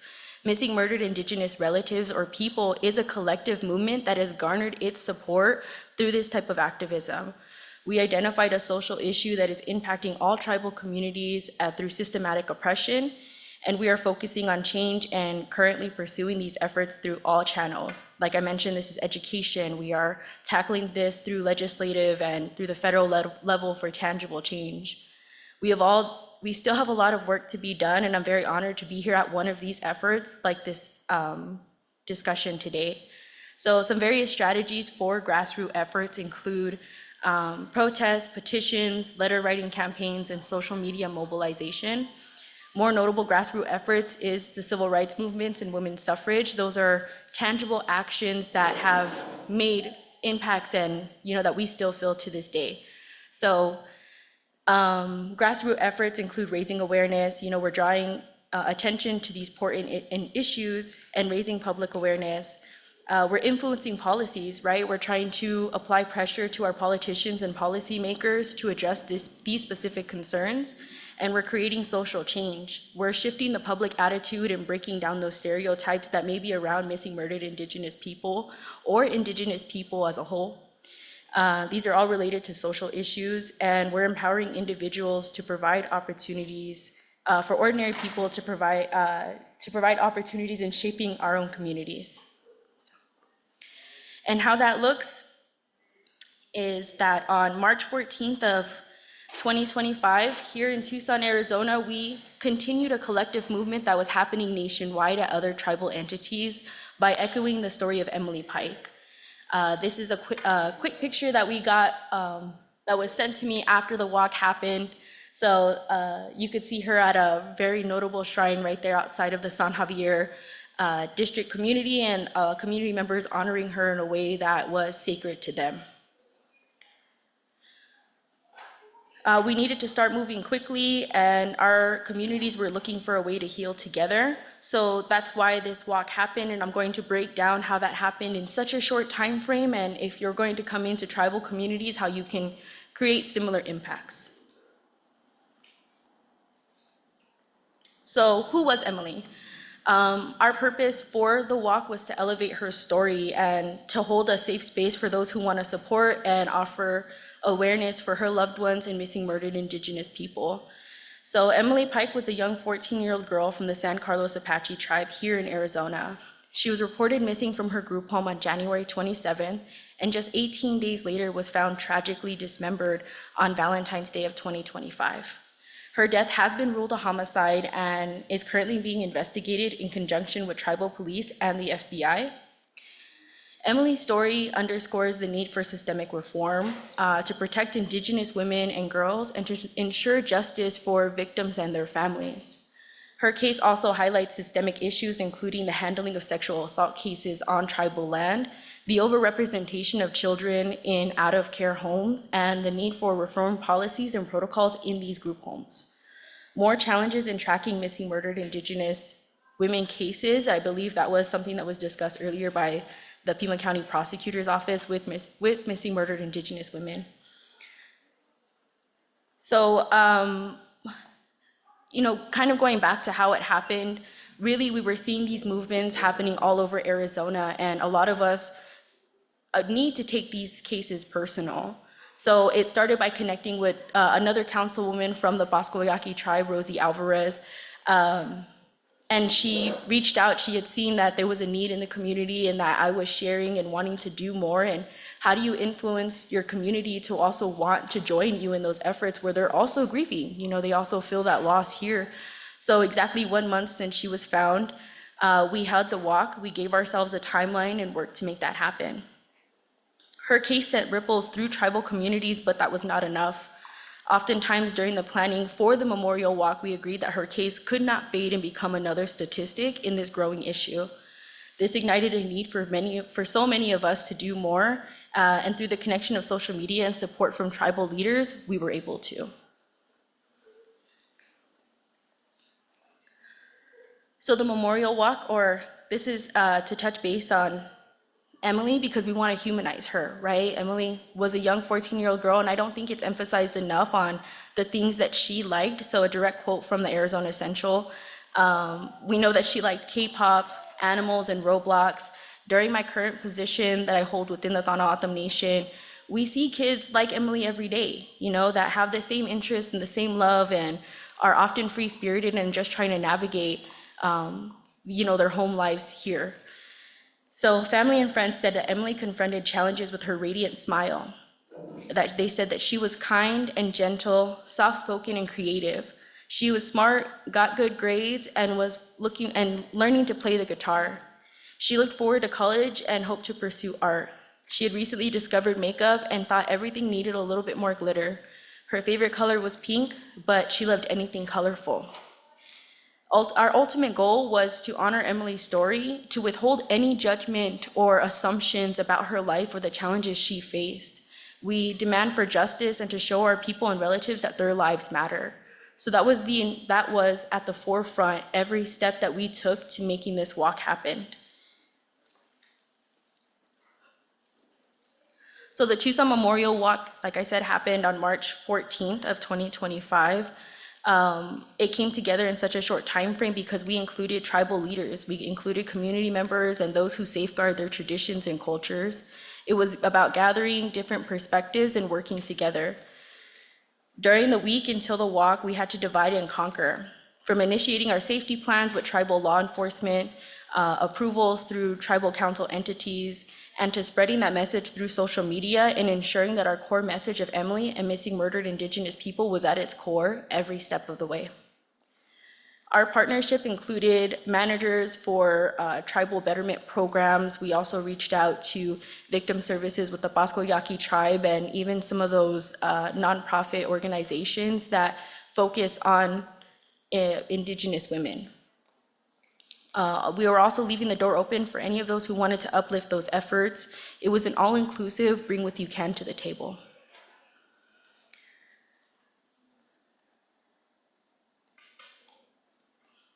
So these are just some of the images that we shared in order to mobilize and get our message across quickly. The messages were simple and not overcrowded. It stated the starting and end point for awareness, and this was not done without permission from our tribal leaders, whether that be from the Pasco Yaqui tribe or the Thanatam Nation, and understanding the hierarchy within the Thanatam Nation for the San Javier district. With permission and approaching with respect, we added the approved disclaimers that are on the flyers and promotional items themselves. This was to ensure that we were respecting the communities that we were visiting and they were given at the forefront before continuing. With respect and support from the San Javier district gave us everything. It meant that they had our back and that we had Emily's family and we were holding that memorial for her. Keeping community considerations, small things, we wanted to follow house rules and make sure that those who were visiting that may have not been to a tribal community before were keeping it clean and making sure that we were respecting those who lived there. So 7 days, timeline for our quick mobilization. This is not ideal, right? When we're hosting community engagement events or a walk for awareness, we want to give ourselves more time. But for this one, we wanted to mark that 1 month with no answers for Emily. So it was from idea to conception within 7 days. The inspiration came on March 7th, where Rosie, seeing that I was looking for another outlet and looking for a place here in the community to use our voices to continue calling for action, she sent me a message on Facebook that was like, hey, we have your back. If you organize, we're there to support you. And that is what we need from our tribal leaders. That's what we need from our community leaders. So the inspiration came from other memorial walk efforts that were happening up in southern or northern Arizona in the San Carlos Apache tribe. And our overall goal was intertribal efforts to raise awareness. Our initial flyer was approved by all of their tribal entities on March 2nd. We had our initial planning meeting with tribal officials on March 10th. And then on March 14th, we had our walk. We identified key points of contact for police and fire from both communities, invited tribal cultural leaders to lead opening and closing prayers, and representation from both sides to show a stronghold for unity. From planning to execution, we were open for donations and communication through the entire process. Anytime we received requests for donations or things that may have been outside of our area of expertise, we always referred them to the San Carlos Apache tribe or to Emily's family directly. Safety is a huge non-negotiable component and was something that we considered after our initial meeting, like, hey, how can we do this safely? How can we invite tribal leaders to the table and to take into consideration those whose job it is to protect their community members? We offered accessibility options to those who may want to participate but may not be able to take off that time, or those who may not be able to walk the entire way and would meet us there. So that was transportation, finding volunteers, and being open for questions at any time. So I'm gonna share a quick video with you from the Emily Pike Memorial Walk that was covered by KOLD. They were a news station here in Tucson, Arizona, and we felt like they did so very respectfully, come into tribal areas, and they asked for permission every step of the way to talk to other community members, to talk to those who were directly affected by missing, murdered Indigenous people, and that was very important for us to highlight.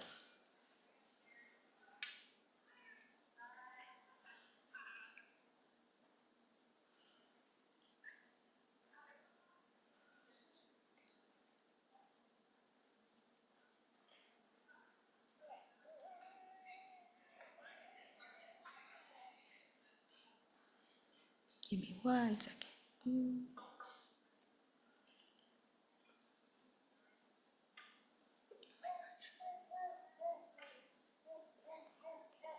Sorry, let's see if we can get IT down here to help out. I'm so sorry about that. I'll try.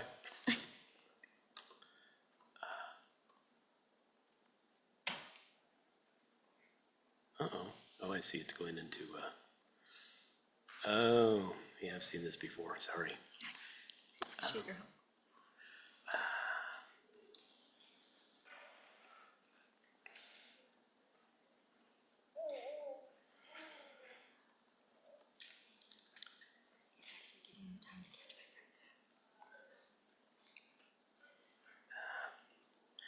Apologies, I'm gonna have to bail out of this for a second. Hey, you're fine. I know exactly what page you're on. Okay.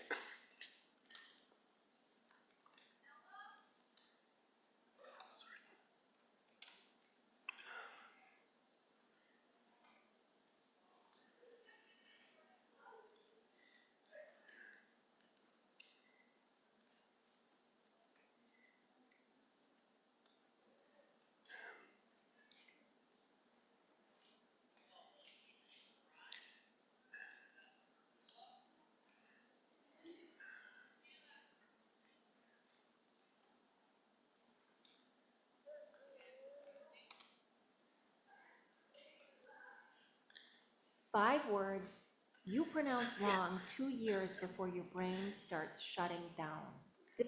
Calls for justice are continuing to grow Sorry, I have louder. to turn the volume up now, so. 14-year-old Emily Pike, who went missing in January after she ran away from a group home. Her dismembered body was later found along a road near Globe, and no suspect. Calls for justice are continuing to grow louder tonight for 14-year-old Emily Pike, who went missing in January after she ran away from a group home. Her dismembered body was later found along a road near Globe, and no suspects have been arrested. Now, a month to the day after the San Carlos Apache teenager was found, the Southern Arizona community is coming together to honor her life and call for action. 13 News reporter Renee Romo has more from tonight's Candlelight Vigil.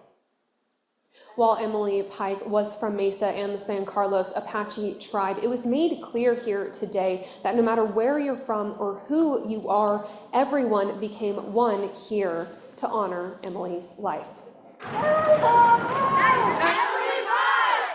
The group gathered outside of the Pasquayaki tribe's administration building for an opening prayer. Ariana Esparza put the event together because she wanted to show support for Emily's family in the San Carlos Apache tribe.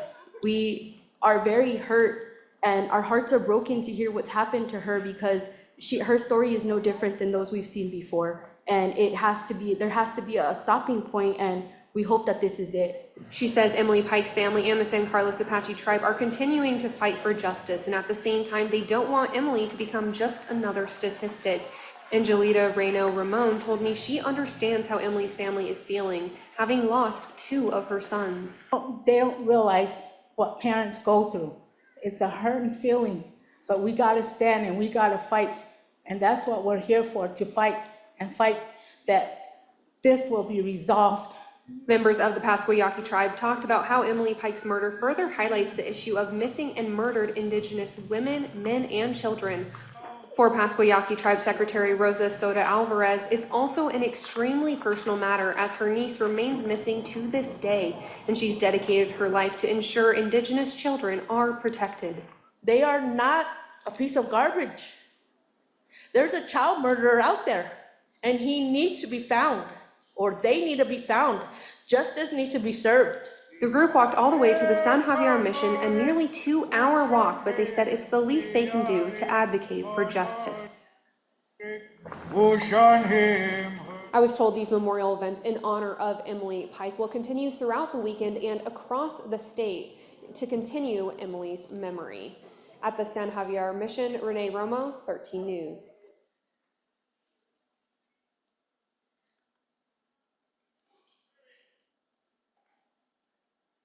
We begin tonight with the investigation into the death of Emily Pike.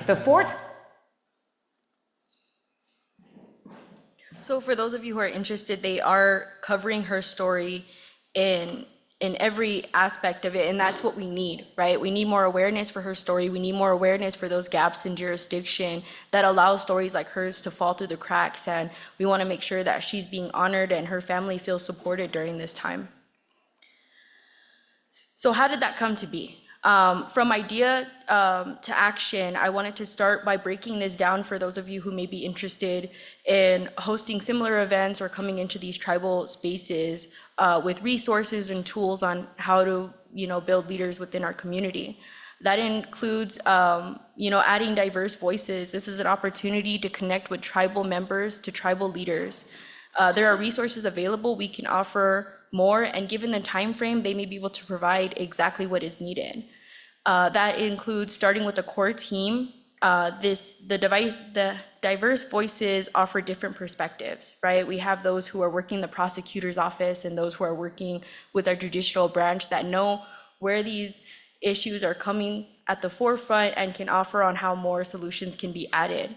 We're reaching out to partners inside and outside of tribal communities. We're planning logistics, the date, time, outreach, and accessibility, and securing permissions and approval from tribal councils to land acknowledgements. These are all ways that you can take into consideration for the cultural sensitivity that is needed when you're approaching tribal entities. Hold the event, invite community leaders, programs, and services, and create a space for reflection. When we're talking about these heavy topics and we have our youth and our elders there, have a space for them to be able to reflect and add into the conversation and create that dialogue that keeps going. If they are unable to attend but would like to attend future events, these are for programs and services that maybe given the time frame, they're not able to attend at that time, but if you're giving them the opportunity, they'll be able to provide more for future workshops or trainings to staff members, things of that nature. Follow up, thank the supporters and document and share the next step. Also direct them in the right way, right? We're also wanting to highlight Emily's family and her loved ones, so making sure that they're uplifting those stories as well.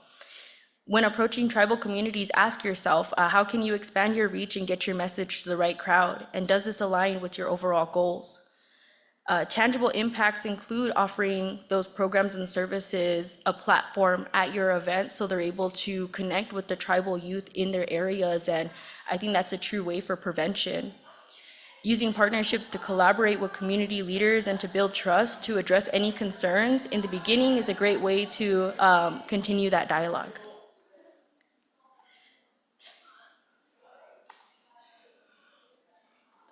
So for those who are interested, I did break down some questions that you guys can ask for respecting tribal jurisdictions and cultural sensitivities. This is identifying the difference between tribal, state, and federal jurisdictions. Please excuse the typo there. But for safety, these are huge movements with a lot of participations. Let's put into consideration those whose job it is to protect our tribal members. Approach tribal councils and district councils with consideration and respect in mind. Identify yourself and your purpose. Send memos, state your intentions clearly, and know how you need support from them. Follow up if necessary, but continue doing so respectfully. Offer acknowledgements and collaborations. Consider how we can expand our reach to protect and educate. But collaborate without overstepping and ask questions where you're unsure. Other considerations that we did when we were elevating a story like Emily's is to center the family's voice and respect their boundaries. Not all stories are meant to be retold. They contain a lot of sensitive topics, and we want to respect the victim's privacies at its forefront. Offer support and not extractions. Emily's family have called for justice and support and for reform, and so that is our goal as well. It is an unfortunate reality that many stories like Emily's, they may contain different circumstances and obstacles, but they're all very similar in nature. To offer support and not extraction means to provide assistance or encouragement without expecting anything in return or without taking advantage of the situation. An open invitation to all means inviting those who may be allies in the city that have resources that could benefit our community members. That's also creating healing-centered spaces and not just singular events. In my previous role, we've seen a lot of success where if we were hosting children's play days or youth wellness camps, if a topic that may be triggering in nature was discussed, we offered a safe and private areas for providing aid through tribal behavioral health programs. It fosters a culture of healing and encourages our youth to identify safe adults when needing support. These programs are here for our communities and support the overall wellness, and we need to continue giving them support.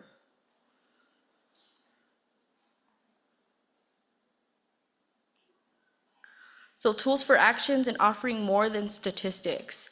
These are the healing spaces and empowerment that we want to give back to our community members. This includes hosting workshops, trainings, more community-driven events, offer healing spaces and practical resources, but acknowledge the limitations that some of our community members are facing and how we can overcome them. The limitations include accessibility to fair travel, internet accessibilities, or overall challenges that they may face at home, and to continue promoting that internet safety and ongoing prevention programs. Reflection and follow through, building partnerships inside and outside of tribal communities and services is invite them in early. If you're unsure of where your impact can lie or what kind of, message you're wanting to get across, invite those tribal resources available in early so you can get a better reach on those Indigenous kids. This includes reaching out to community centers, school, law enforcement, and other tribal advocates. That urban to rural partnerships are vital. That's something that doesn't really get talked about a lot, is those communities and kids that are 3 hours out from even cells. How could we reach them and make sure that these resources that are available to them are getting to them? Use rejection as redirection. So you may not always get a yes when you're reaching out to tribal entities. This may be because of cultural considerations, or they may be doing ceremonies that are very private to their people. So keep trying respectfully, but adjust your angle if needed.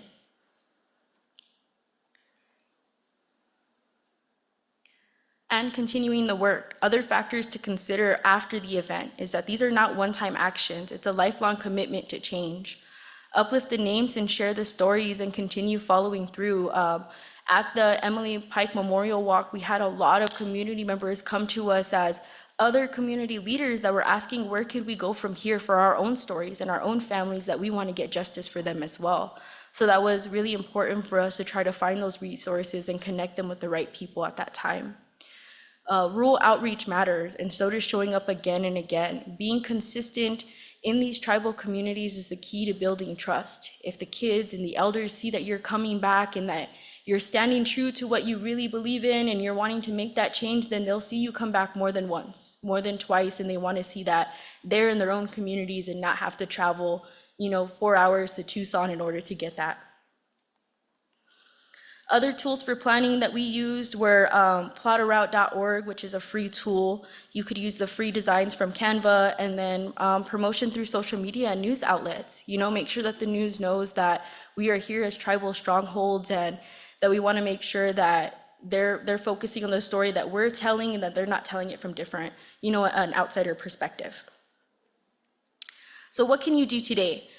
Well, today you can share Emily's story and continue sharing the family's wishes to call for action and reform. Invite others to learn, support, and take part in missing, murdered Indigenous people actions and collective actions like we are here today.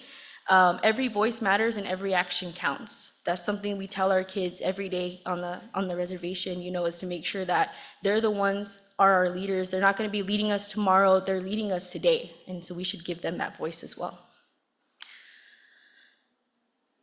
So that's also continuing to fit into the cycle of being a voice, an advocate, and an educator. That's every demographic, and every person can do that, no matter your background too. Whether you're just elevating a voice or if you're telling a story, just continue. That's what we need. Some quick land acknowledgements for the Thanatam Nation and the Pasco Yaqui tribe here in Tucson. And we want to acknowledge those impacted by missing, murdered Indigenous people by sharing their story and saying their names. Seek help from professional groups. There are tribal resources that are there for us. I want to continue emphasizing that point for everyone who is wanting to come into those spaces. And we need to promote more to our youth. So I do have an opening for any questions that you guys may have.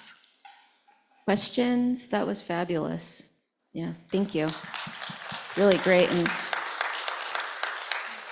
super action-oriented with steps and yeah, this was amazing.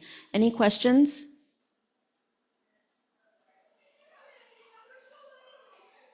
It was so thorough. There's no questions. I appreciate it. Anything? Oh, Tessa?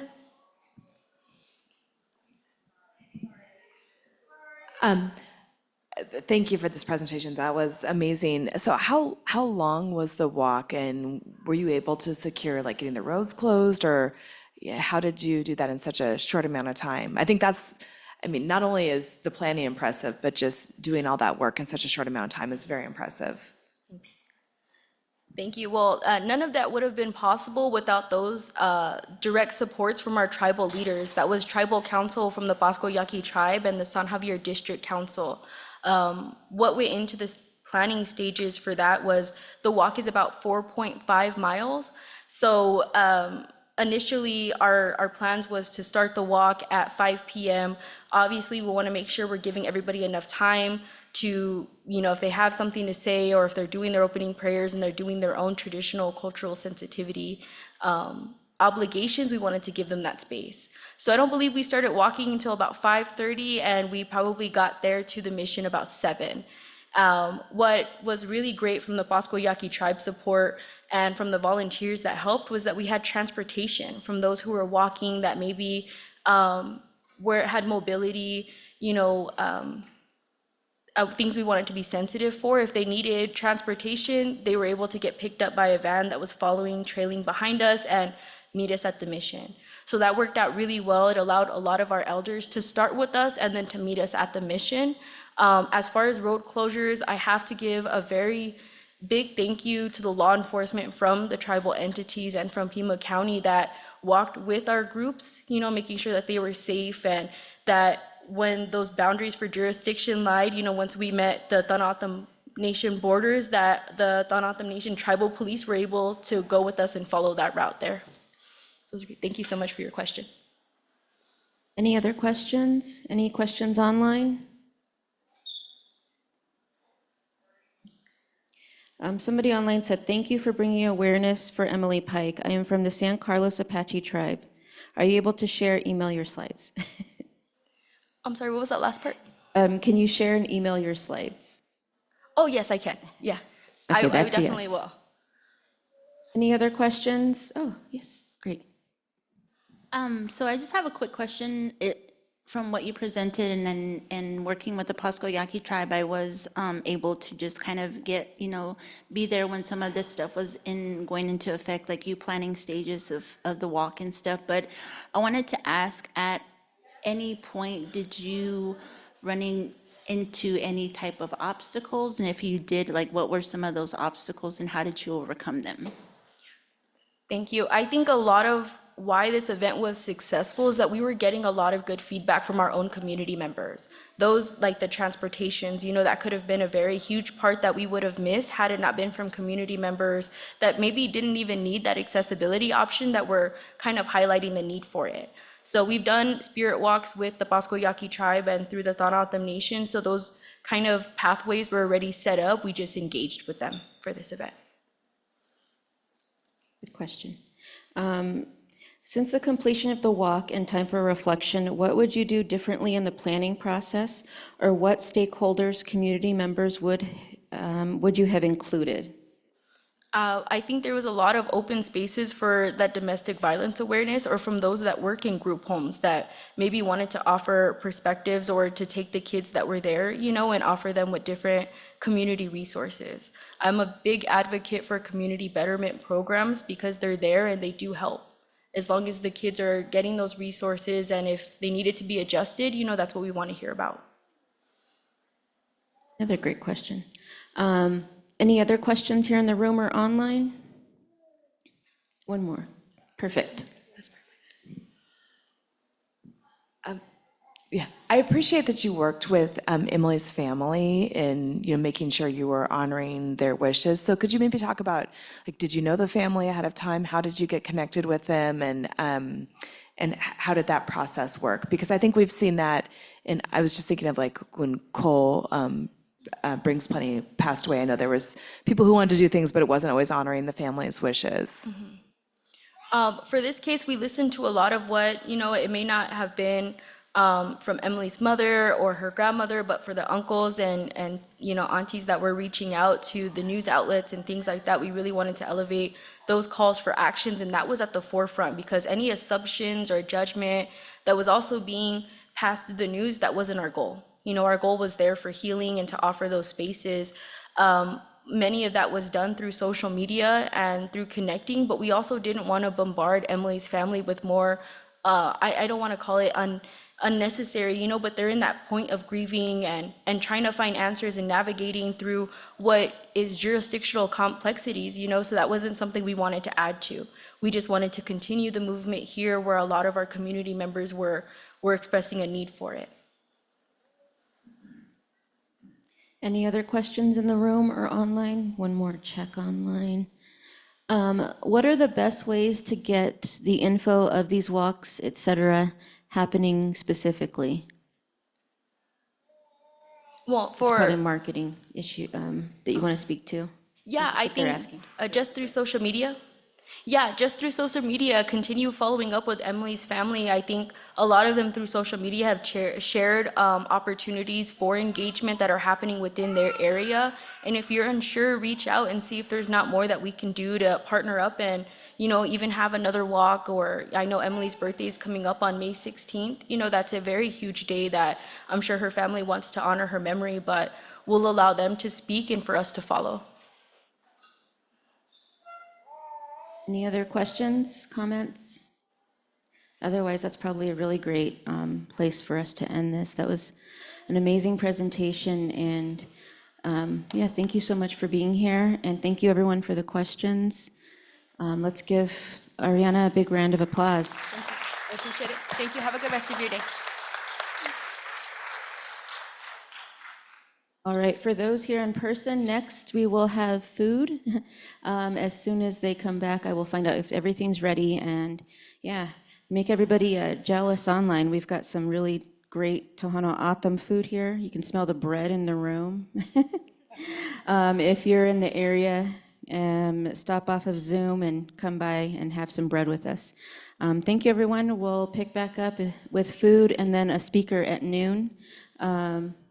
You can definitely eat through the next talk. They're going to be Zooming in. And please engage with our art stations back here. And thank you, everyone. We'll see you back here in a few. And online, I will put the whiteboards back up.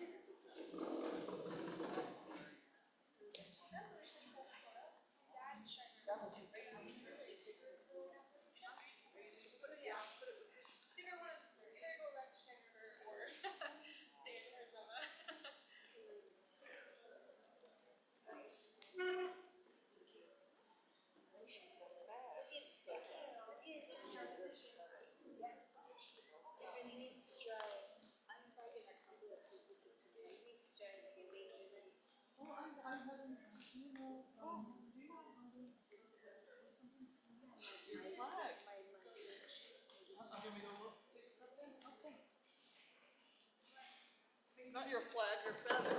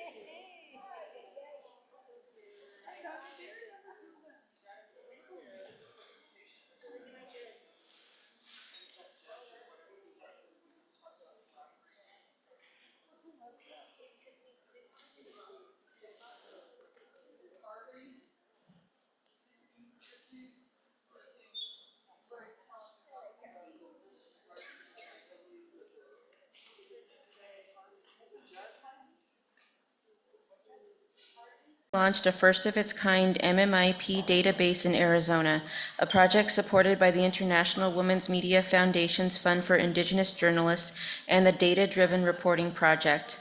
Chelsea previously covered criminal justice and breaking news as a reporter at the Arizona Republic and a wide range of community news at the Today's News Herald, Lake Havasu City, and Arizona Daily Sun Flagstaff. She is a member of the Indigenous Journalists Association and Investigative Reporters and Editors. So welcome, everybody. Welcome, Chelsea. And yeah, this is our lunchtime talk. So if you're having convos, if you can keep them to a minimum. I know everyone's hungry, but yeah, go ahead, Chelsea, take it away. Yes, hi, thank you. Thank you so much. I appreciate it. Yate, she Chelsea Curtis Yinashe, Torachini Nishle, Bilagana Bashashchin, Tatnasani Dashache, Bilagana Dashanele. My name is Chelsea Curtis, and I'm a reporter at Arizona Luminaria, and currently covering, uncovering data and stories about missing and murdered Indigenous people. Yeah, so you heard my background. It's mostly in criminal justice and breaking news. Previously at the Arizona Republic, and this has been a passion project of mine for a long time. I've been wanting to cover criminal justice issues in Indigenous communities for a while, and obviously that intersects with missing and murdered Indigenous people. It was always a goal of mine to write profiles about some of the people at the center of this issue, because I just felt like it wasn't being covered enough, and that was definitely something that I heard from a lot of Indigenous people as well. And so, I got hired on by Arizona Luminaria, who was able to partner with the International Women's Media Foundation's Fund for Indigenous Journalists to launch this project, which is basically to create a database, first of its kind, that tracks and maps MMIP in Arizona, and then write accompanying profiles about some of the victims. And later we were partnered with the Data-Driven Reporting Project, and they helped continue the project. So we launched the database in January of this year. It took about, hundreds of public records requests to kind of find some of this initial data. Some of it is still ongoing. And the goal was, obviously to find and compile data in a way that hasn't been done before about this issue. But it was really a big goal of mine to not only have, statistics related to this issue, but to humanize those statistics by writing compelling and in-depth stories about some of the families at the heart of this issue. And then I wanted to make all of that information publicly accessible because, that's something that's currently not publicly accessible and that's easy to understand. So this is the database that we launched, and if you go to this QR code here, you'll be able to pull it up as well. You'll see a map. You can click on the pinpoints to find a specific case and pull that up. So currently there are, just under 100 women and girls reflected in a database. That was initially who we focused on for this first part of it.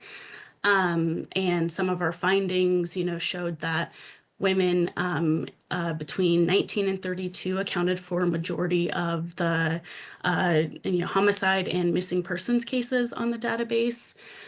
And more than half, or about half of those women were mothers, our mothers. And so that, it was a statistic that I tracked because, Indigenous communities, like a lot of communities of color, have intergenerational trauma, and that's kind of at the root of a lot of these issues. And so I thought that that was, something that we should continue to track because it's, perpetuating those cycles of intergenerational trauma.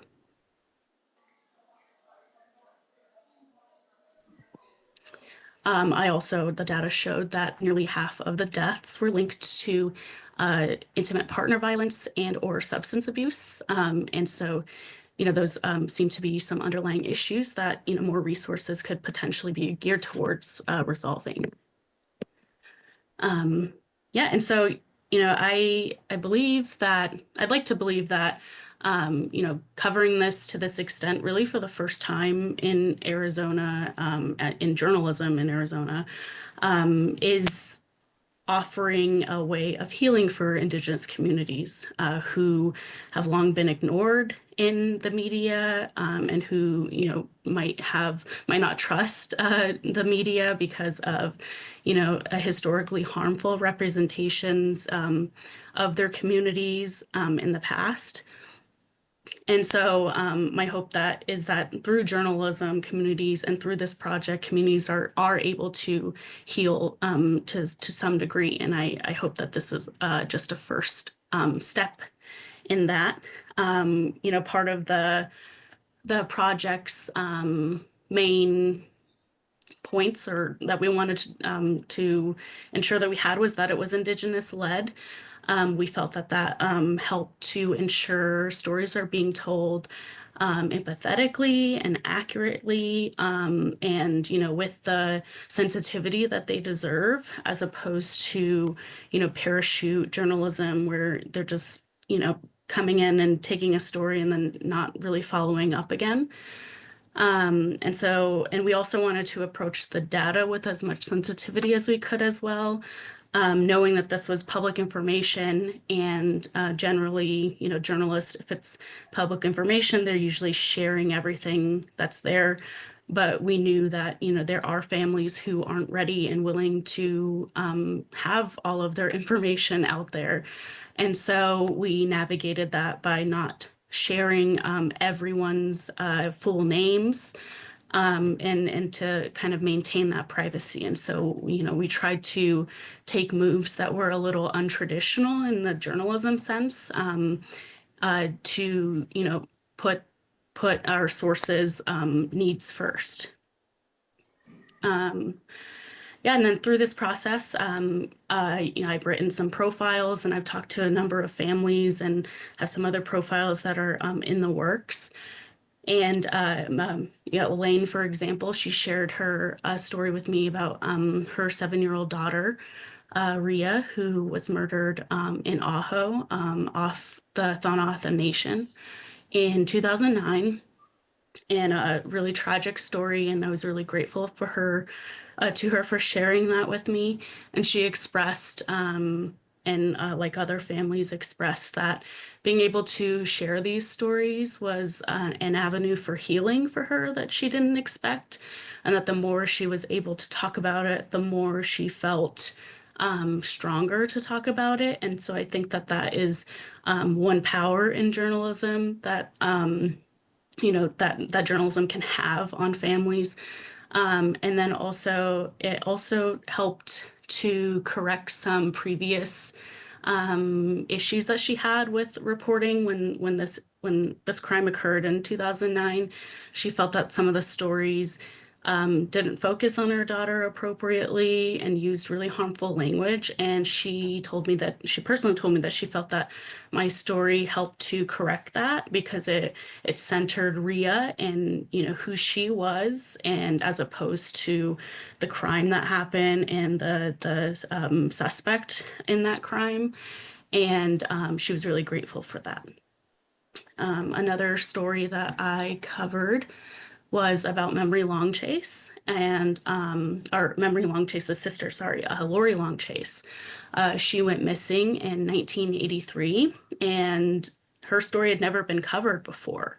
And it was, more than 40 years. I started reaching out for information about this, and after I started asking the police department questions, they had a break in the case where they were able to link her DNA to another unidentified person who was found around the same time she went missing.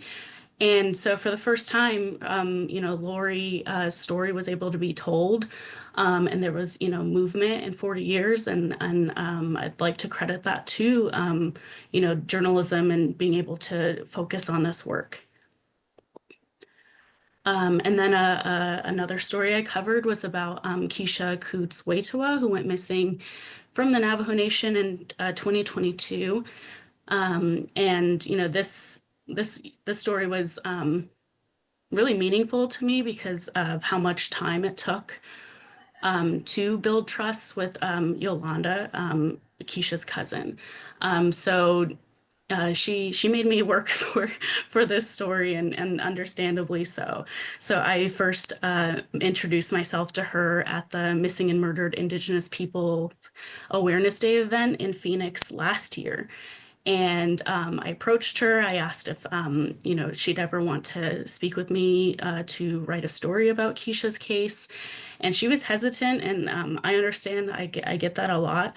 And it took, I gave it a couple of months. I didn't want to put pressure on her because I am very mindful that these are traumatic experiences, and I don't want to, put anyone into an uncomfortable situation of talking about it if they're not ready.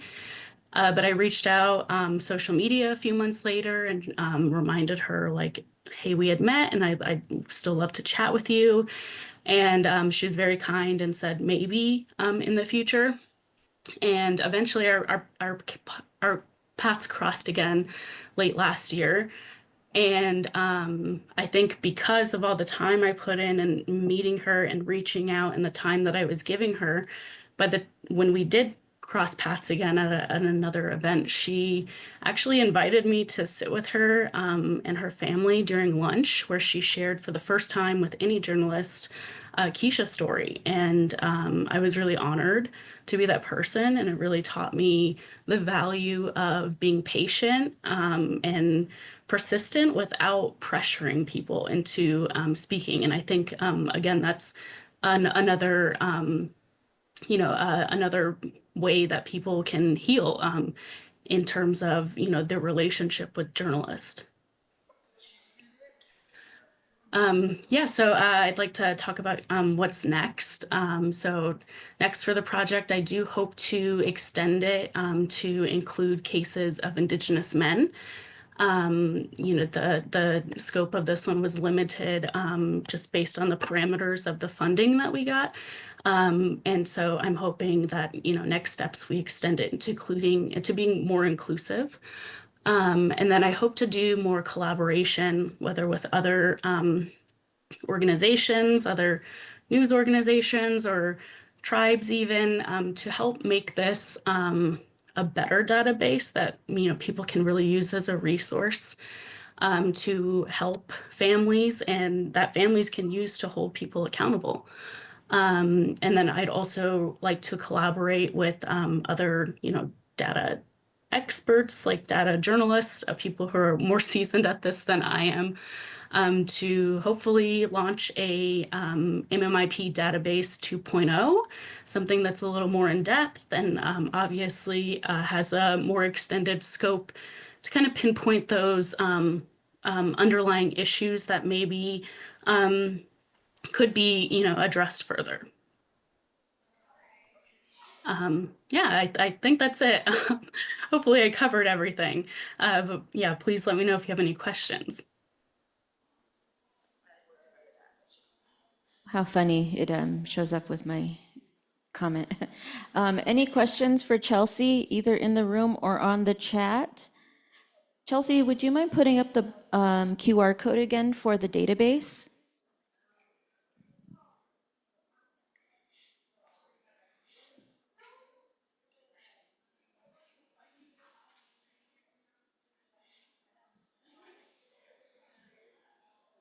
Awesome, thank you. Okay. Hi, Chelsea. Do you monitor NAMUS, and does that database work with yours? Hi, yes. Yeah, I do monitor NAMUS. It's actually where the missing cases that I have currently, I've mostly pulled from NAMUS because tracking missing persons cases is really complicated and has been a really difficult thing to navigate in terms of public records. Most agencies, it seems, don't really delineate between active cases and inactive. Their systems aren't able to separate those very easily. So there's just a lot of information there that is hard to sort through. And so NAMUS wound up being a big help with that. I don't have any active collaborations with them. I just monitor it on my own and add or take away as needed. And I did do an interview with the gentleman who created NAMUS, and that was really insightful, and it helped me to even trust the data even more. Because they're in conversations more frequently than I am with law enforcement, and cases that are in NAMUS have to have an official police report in order to be on there, and so they're pretty accurate. Thank you. Any questions in the room or anybody else online? Any questions from anybody?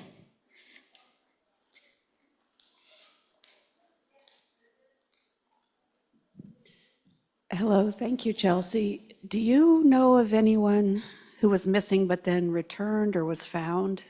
Just a ray of hope would be good if you know of any of that. Thank you. Yeah, so there's there's plenty of cases where I've come across someone who went missing, and they were on social media or they were posted by a police department, and they were found safe relatively quickly. And so those do happen pretty frequently for Indigenous communities, but also for everyone across Arizona. And so those are really great stories. They're also really hard to keep up with because as a journalist, because as soon as you start, writing a story about, say, someone who went missing, they are found, which is really great, and they're found safe. But then there's no story at that point that needs to be written. And I have, unfortunately, this database really does track longer term missing cases. And so, it's hard to come by a resolution because they've just been missing for what seems to be a longer term than those shorter term cases, of course. And then when there are, so, for example, Lori Long Chase, she was missing 40 years. And though her remains were found around the same time she went missing, nobody knew that until recently. But also in Keisha's case, I actually just wrote an update. Her family believes that her remains may have been found. So unfortunately, there are, some tragic stories where they are found and they're found passed away. Thank you. Any other questions here in the room? We're kind of spread out, but any questions? Did you have one, Marcelino? Oh, I just saw you looking at me, so. Thank you for sharing the work that you do. It seems you've been building trust with families in this regard, but have you had to, for lack of a better word, work with tribes in sharing data?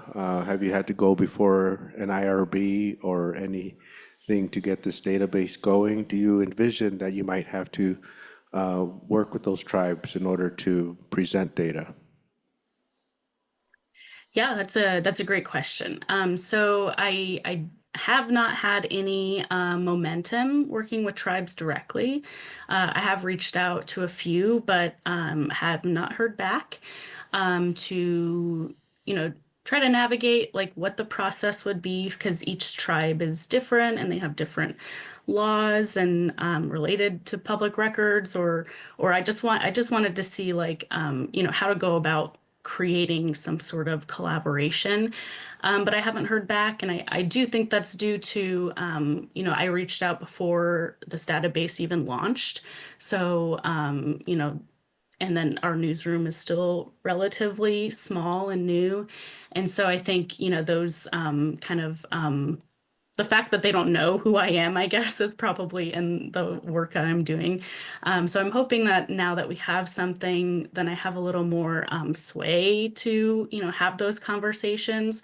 But right now they just haven't happened. But I am, interested in that. I would love to collaborate with a tribal nation and be able to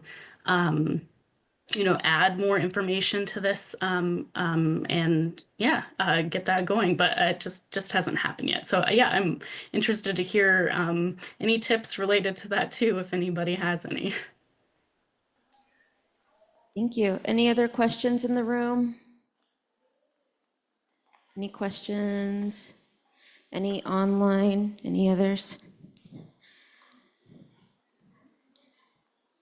All right. Well, thank you so much, Chelsea. Oh, hang on. Let me see if one just came in. No, it didn't. Okay, sorry. Any other questions, anybody? All right. Well, let's give a big round of applause to Chelsea. Thank you so much for sharing your information on the database. And yeah, we look forward to looking at it more on our own here. So thank you so much. Yeah, thank you. Thank you. Thank Yeah. you. Yep. Thank you. Take care. Thank you. Our next speakers will also be on Zoom. They're Zooming in from Mexico. So we'll give a minute to get that set up. Thank you, Chelsea.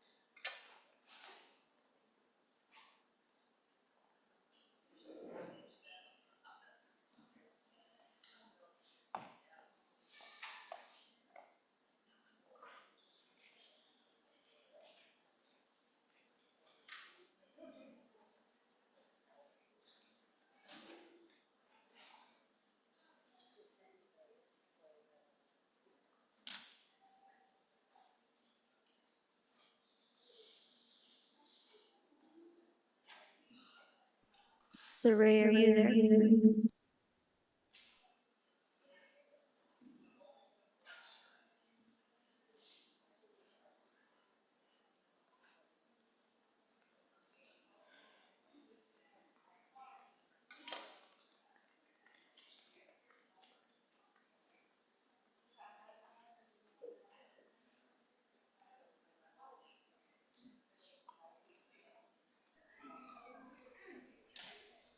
Is everybody here? Can I start?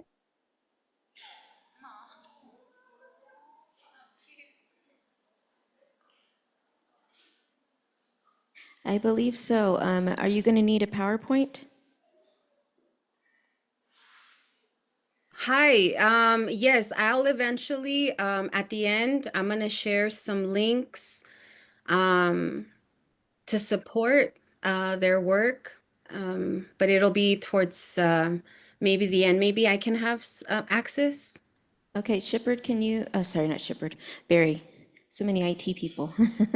Barry, can you give Saray screen sharing ability? I believe that's already in effect. Perfect, thank you.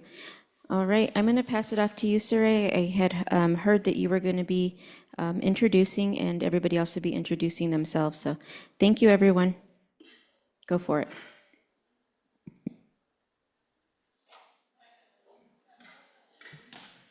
Good afternoon, everyone. Thank you, Ahiahet, for being here today. I am honored to be here today on the ancestral homelands of the Tohono O'odham Nation and Yaqui Nation. Thank you for being the original caretakers of Mother Earth.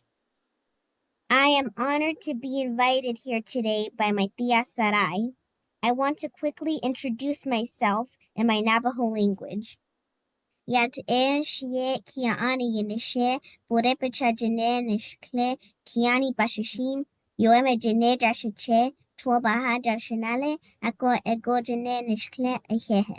What is said in my Navajo language was, "Hello everyone, my name is Kiani, and on my maternal side, I am Yaqui and Purepecha, and on my paternal side, I am Navajo.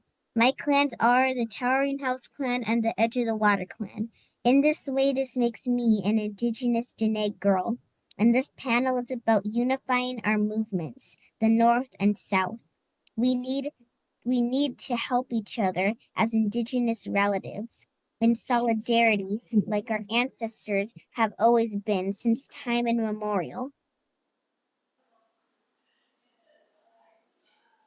And now I want to introduce our panelists now.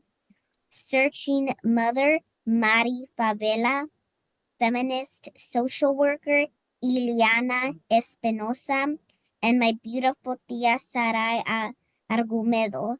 Today's panel is composed of Searching Mothers of the Americas, Madres Buscadores de las Americas. Thank you, beautiful Kiani. Wow, you're such powerful medicine. I appreciate you so much and your voice. Que no se milwitiwak, nanotoka Sarai Argumedo. Hope the sun greeted you all well today. My name is Sarai Argumedo. As I sit here on O'odham and Yaqui lands, we would like to thank you for the space you are offering us. We would humbly like to honor those that have lost their lives in search of truth and justice. Today, we remember all the mothers that have lost their lives searching for their missing children. Our sister, Sandra Dominguez, an Indigenous lawyer from Oaxaca that disappeared October 2024 after she exposed government officials for exploiting and taking inappropriate pictures of Indigenous women in Oaxaca that were potentially used to be trafficked. Unfortunately, fighting for justice and truth is a threat. Her and her husband's bodies were found just a week ago. They were murdered and have yet to find who did it. We would also like to honor our young and beautiful relative, Emily Pike. Her voice was silenced, and we lost yet another Indigenous warrior, which brings us to today's panel. Instinct is described as a behavior that humans and animals have when there is danger around. The term itself and its definition is Eurocentric. For Indigenous peoples, instinct is a deeply rooted connection that activates from our connection to Mother Earth, to Creator, and it speaks to our spirit. Our ancestral ways of thinking and knowing honored this instinct, this embedded medicine that activates when something does not feel right. Unfortunately, we live in a society that has placed rules upon us that do not honor this embedded medicine. If a mother, father, relative feel like something is not right and their child relative has not returned home, this system that we are living in will say we need to wait 48 hours. In Mexico, waiting 48 hours does not exist. Mothers, fathers, relatives, feminist collectives take the streets and honor that instinct the minute it activates. This panel will consist of Mari Favela and her daughter, Jacqueline Favela, that since October 2nd, 2012, Miss Favela has been active in the tireless search for her son, Adrian Favela Marquez, a victim of forced disappearance in Ciudad Juárez, Chihuahua, Mexico. Since then, her life has been dedicated to fearlessly hold local authorities accountable for their negligence and insensitive politics and to demand answers, justice, and honesty. In 2019, she received the Prix Engeldu 2018 Human Rights Award from the Christian Action Ecumenical Association for the Abolition of Torture in France in recognition of her collective work in supporting families that are searching for their missing relatives, as well as the powerful noise that she has created to shed light on her son's forced disappearance, and due to the serious risks her and her family have endured in demanding justice. Our next panelist is Ileana Espinosa. Ileana Espinosa is a feminist social worker that has been active in supporting mothers of missing and murdered women in Ciudad Juárez, Chihuahua, Mexico since 2002. Through her work, she also serves as a legal advocate, supporting mothers who are victims of femicides and disappearances. She is an active supporter of autonomous activist collectives and supports cases of individuals who have experienced serious human rights violations. She received her master's in social science from the Autonomous University of Ciudad Juárez, Chihuahua, Mexico. In the cultural sphere, she is a heavy metal vocalist and a women's rights activist in Ciudad Juárez, Chihuahua, Mexico. The conversation we will be having today is a conversation that is long overdue. We have been waiting many years to have a space where we can exchange knowledge, support each other, regardless of borders, regardless of language. Just like my little niece Kiani said, MMIR, Missing and Murdered Indigenous Relatives of the North, and not one more ni una más of the South are a mirror reflection of each other. We must start talking to each other, support each other in hopes that together we can bring our relatives home. With that said, I will pass it on to Mrs. Favela that will, with the support of her daughter, will be sharing her story. Being in a border, it is common to have, children that have that accessibility to learn a different language, to be able to translate for their parents. And we're witnessing that with Jacqueline today. It's a way of also supporting, that justice, right? And helping and voicing out regardless of language barriers. Jacqueline? Thank you so much. So my name is Jacqueline Favela. Alongside, I have my mom, Maria Favela. Like Sarah, you said, I'll be supporting my mom on the language. If you have any questions, you can just let us know. So I'll go ahead and start with her story. My name is, like I said, my name is Jacqueline Favela. I'm the sister of Adrian Favela. He is my missing brother. So our story begins on October 2nd, 2012, when an armed group arrived at the house where my brother was. They shouted, "Open the door, we're federal agents." Since we didn't open the door, they began to break the locks by force. They broke railings, windows, and doors and entered by force. They took my brother along with another young man or friend, taking them away without knowing where they are until this day. That's not when our life changed. That's when our life changed completely. From that moment, we realized we had begun an unrelated search because we started by filling a report. But even there, we faced our first obstacle. The authorities told us that the case would not proceed until 72 hours had passed. From that point, we realized that the authorities were not doing their job. We kept going in circles, and all we got in return was being re-victimized. That they were not looking for them. That we are the only ones conducting the searches. As a family, we faced risk in the searches because we were looking in very dangerous places, rehab centers, shelters, psychiatric hospitals. But thank God, we arrived to these human rights organizations in Juarez, Mexico, which is called Paso del Norte, where they help us. They offer us support, which made us feel that we weren't alone.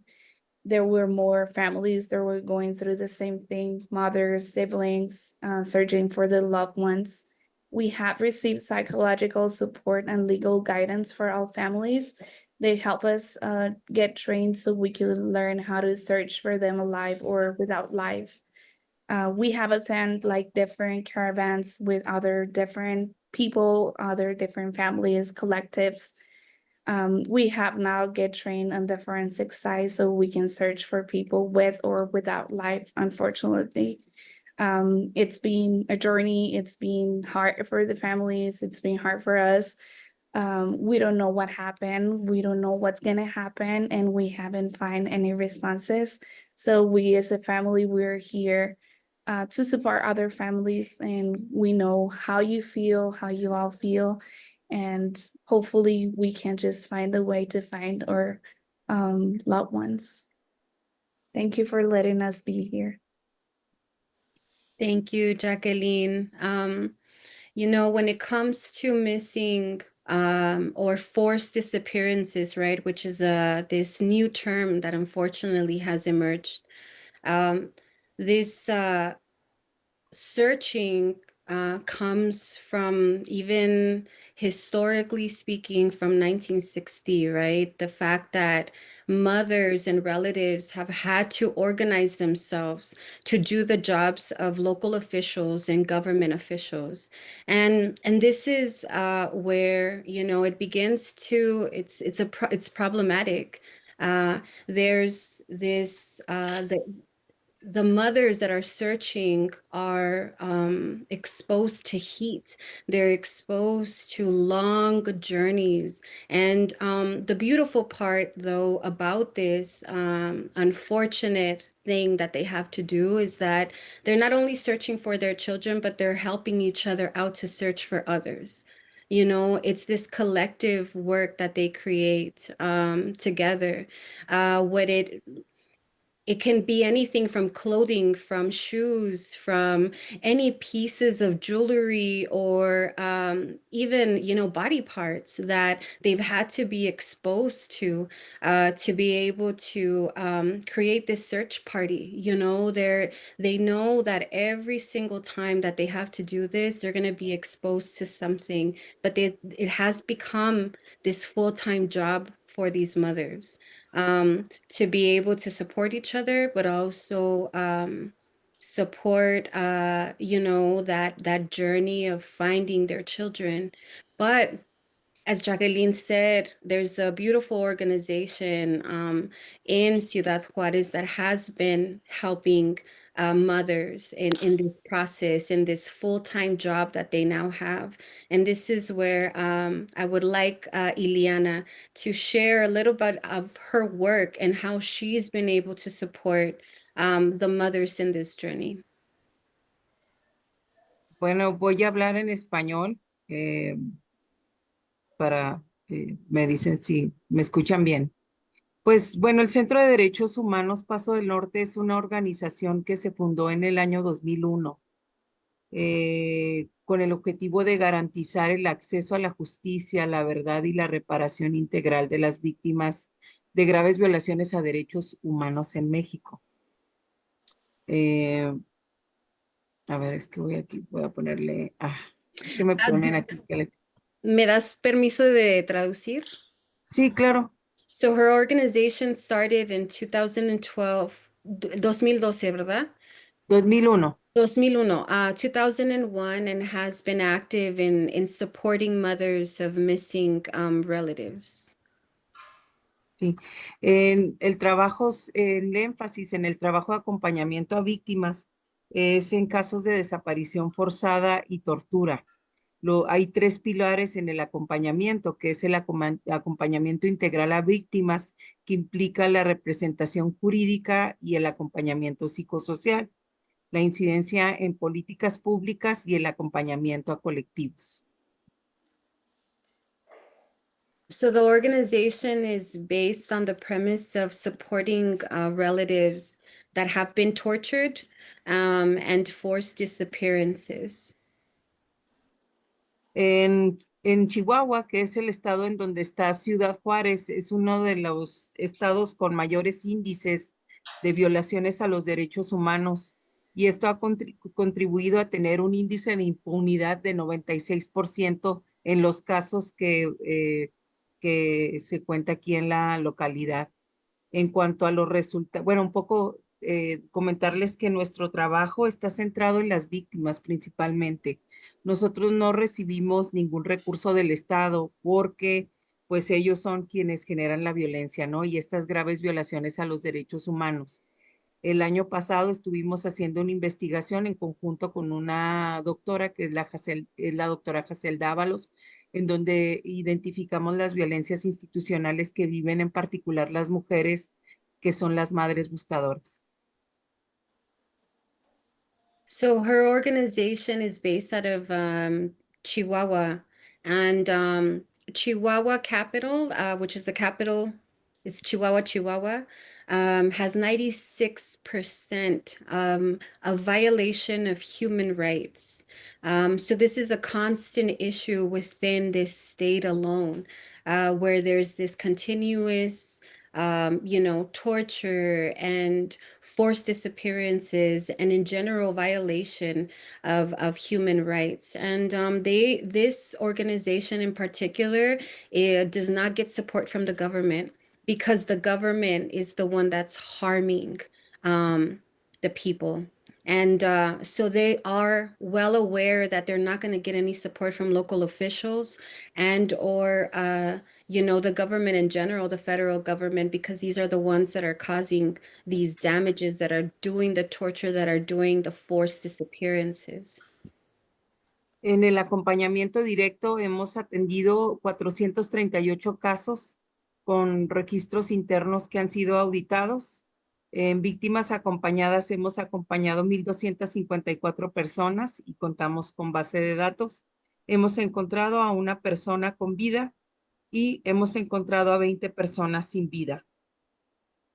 Hemos realizado también 12 recomendaciones a la Comisión Estatal de Derechos Humanos y actualmente contamos con un acompañamiento integral de 30 casos, ¿no?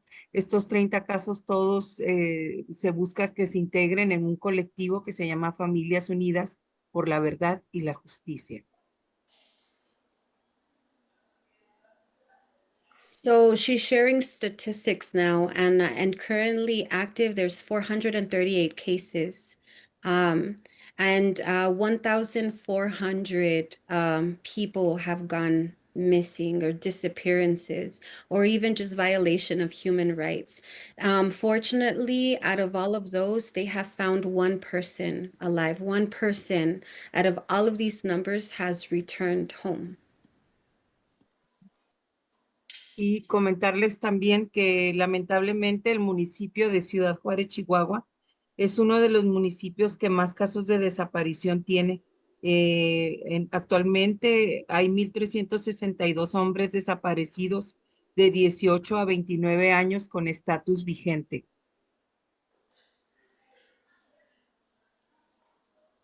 Y un poco, sí. Perdón. Adelante, Sara. Currently in Ciudad Juárez,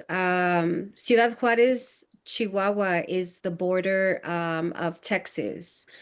So it would be considered kind of like Nogales, right? Nogales, Sonora, Nogales, Arizona.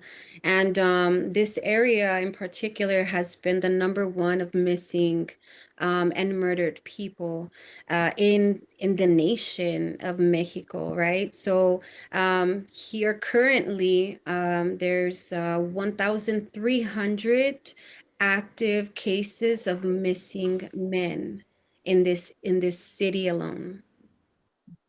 Y bueno, comentar que las mujeres, las madres buscadoras y sus familias enfrentan otras violencias aparte de la desaparición de sus hijos, que es el prejuicio y la discriminación. Ellas constantemente realizan sus actividades de búsqueda de manera casi independiente, porque ellas son quienes van directamente a las fiscalías, van incluso a los rastreos que son en el desierto, exponiéndose a condiciones climáticas de riesgo y también a los grupos de crimen organizado. So, in this in this organization also, and in this area alone too, there's a high number of searching mothers, and they also face discrimination from all these levels. They are independent. As I had mentioned before, this work has been done from, you know, that instinct, that activeness of searching for their children, and not only are they exposed to what happens in the desert, which is that heat exhaustion, walking miles and miles, right, which has physically harmed their body as well, but now there's another level of discrimination and another level that they're facing, which is the cartels that are active within these areas, that now they have had to protect themselves from this. Y bueno, algo que le comentaba a Saraí es la cuestión del tema de la interseccionalidad. Sabemos que el evento tiene que ver justamente con personas que han vivido alguna situación de esta extrema violencia. Y aquí en estos casos, la mayoría de los hombres desaparecidos estaban en una situación vulnerable, es decir, eran jóvenes, eran hombres. En algunos casos también se encuentra que tienen niveles o sectores socioeconómicos bajos y que están en situaciones de precarización. En algunos casos también hay una condición de movilidad, es decir, por estar en la frontera, en ese proceso en la cual ellos buscan un mejor futuro, van rumbo a esos sueños y desaparecen en ese proceso. Entonces, en este sentido, algunos casos nos permiten comprender que los hombres son sujetos también de violencias por parte de los agentes y de las instituciones del Estado previamente a la desaparición. En todos los casos que se analizaron, se indica que los hombres desaparecidos han sido criminalizados de alguna manera. So here, she's speaking about that intersectionality between, being in a border town. There's this extreme violence that in particular at this moment, they're starting to also witness that it's been men who are low income, who have migrated to this area in hopes for a better future, being that the United States is just across the street per se, without, these borders. They migrate to this area in hopes for a better future. And unfortunately, this has caused them to be disappeared, these forced disappearances, where, there's this conversation of, well, what's happening, why are men disappearing now? Why are these like this high rate of forced disappearances amongst low income and indigenous men? Y en los casos de desaparición que han sido reclasificados como desaparición forzada, que deben de ser investigados por la Fiscalía Especializada de Desaparición Forzada, no existe ningún avance en las investigaciones. And when it Hay una... Sí, adelante. When it comes to forced disappearances, yes, these cases have been active within the system of local authorities, but there's no movement. There's nothing that has been done. They're at a standby. Existen graves violencias institucionales cometidas por agentes de las diversas instituciones del Estado contra las familias que buscan a las personas desaparecidas, pero que al no contar con evidencias materiales que les permitan corroborarlo, se dificulta denunciar.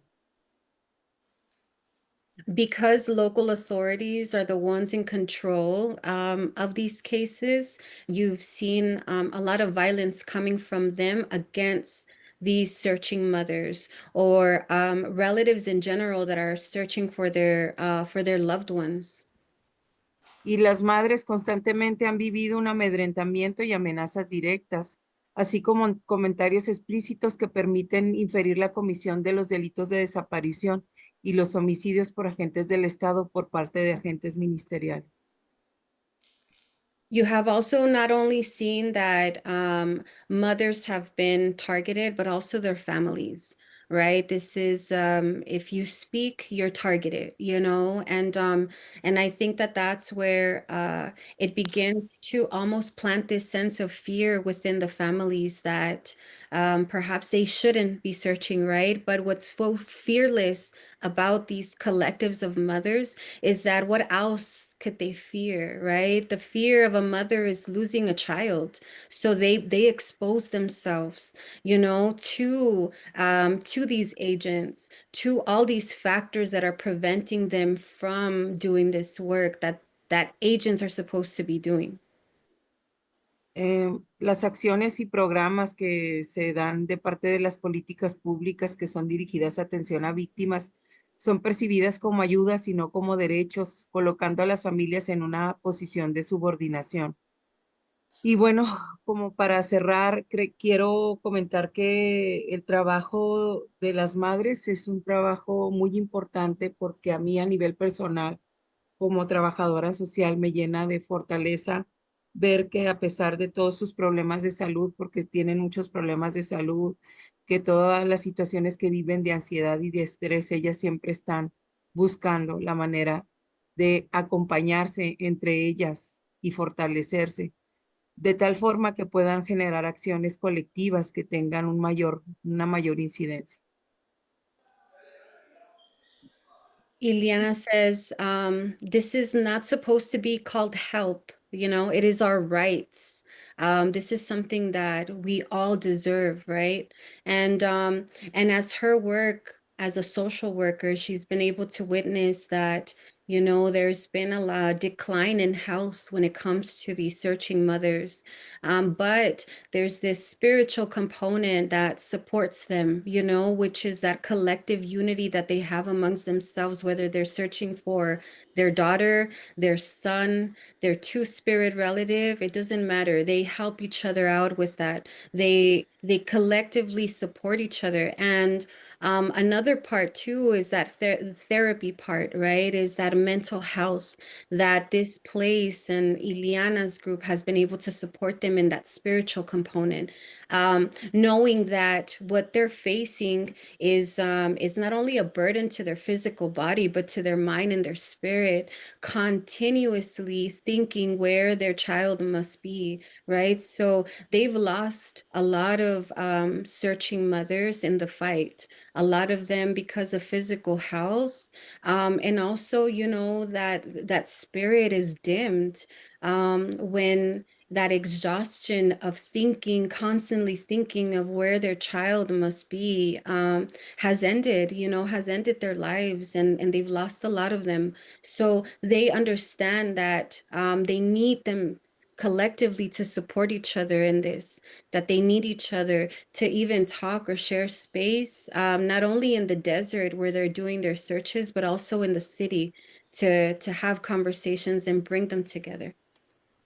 Muchas Y gracias. bueno, también, gracias. Nada más también comentar que, es una cantidad muy grande la de hombres que han sido víctimas de violencia en la ciudad.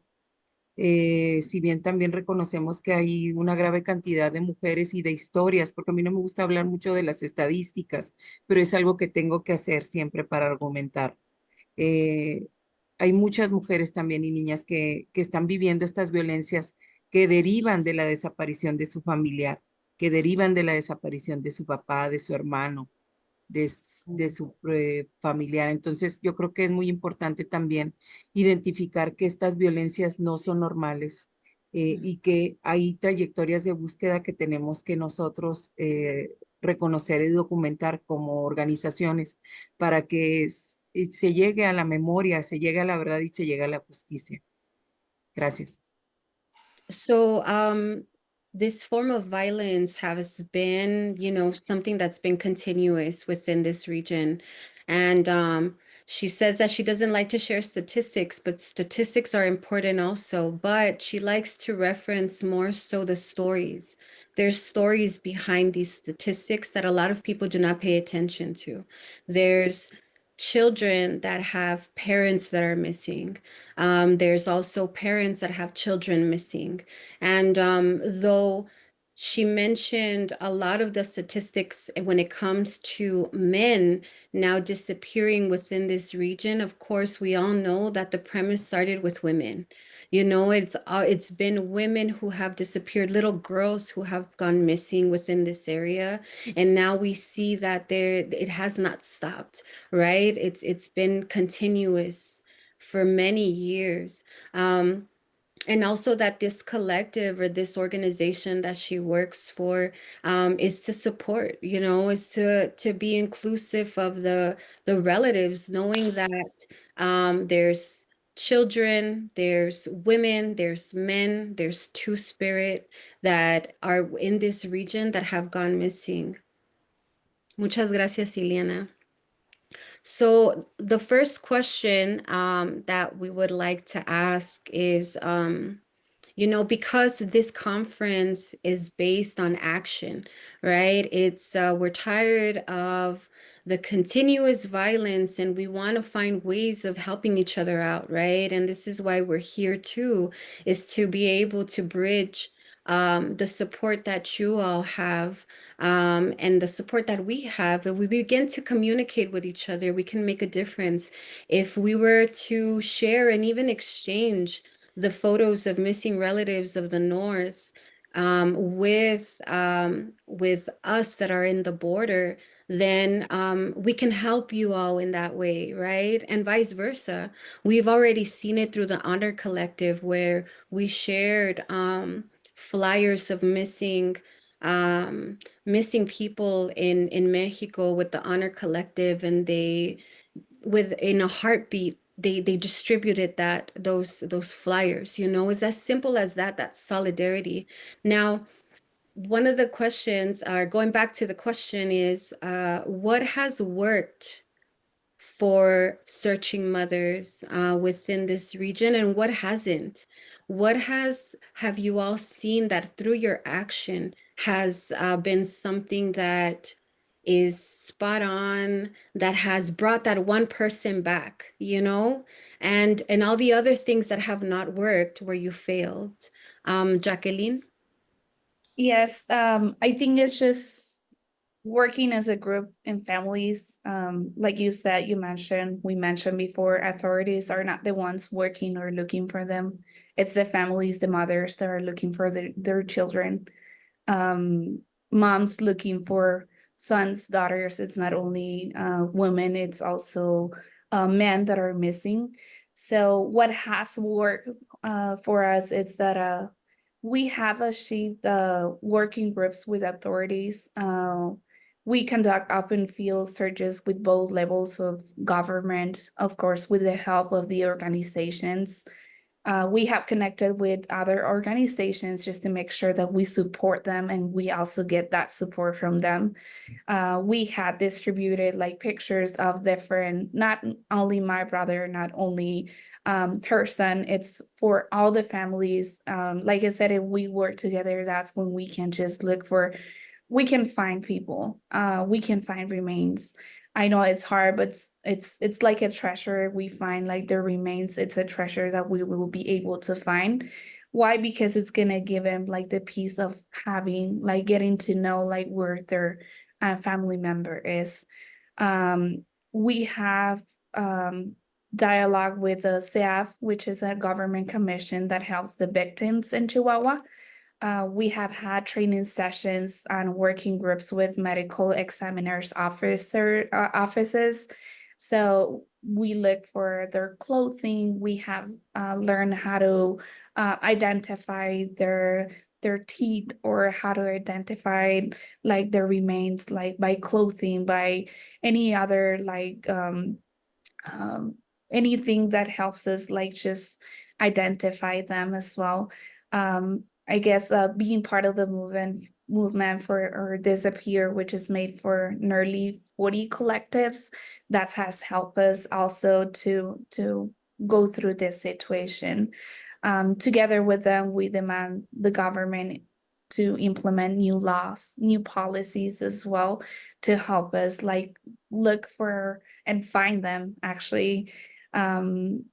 People have unfortunately been found lifeless. So that's, like I said, it's a win-win for us. Even though we don't look for them in that way, we have found them in that way, which is something that for moms, it's hard. Yes, for families, you don't want to find your missing family member in that way. But I mean, it's something that you're looking for, something for anything that will help you or guide you through get any response. Like it's been many years for us. It's been almost 13 years, but for many people, it's been more years or less years.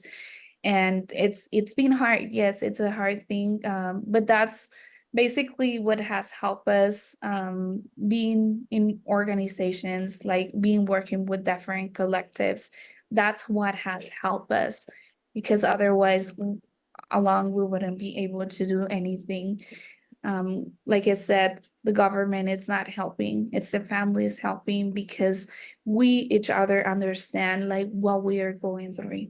We understand how hard it is to look for your missing piece of the family. So it's something that that helps us. I mean, it's been a hard work throughout these 13 years, but it's many families like doing the same thing for more years or less years. Thank you, Jacqueline. Yeah, that's powerful. I mean, to even think about appreciating, finding one little piece of something, it says so much.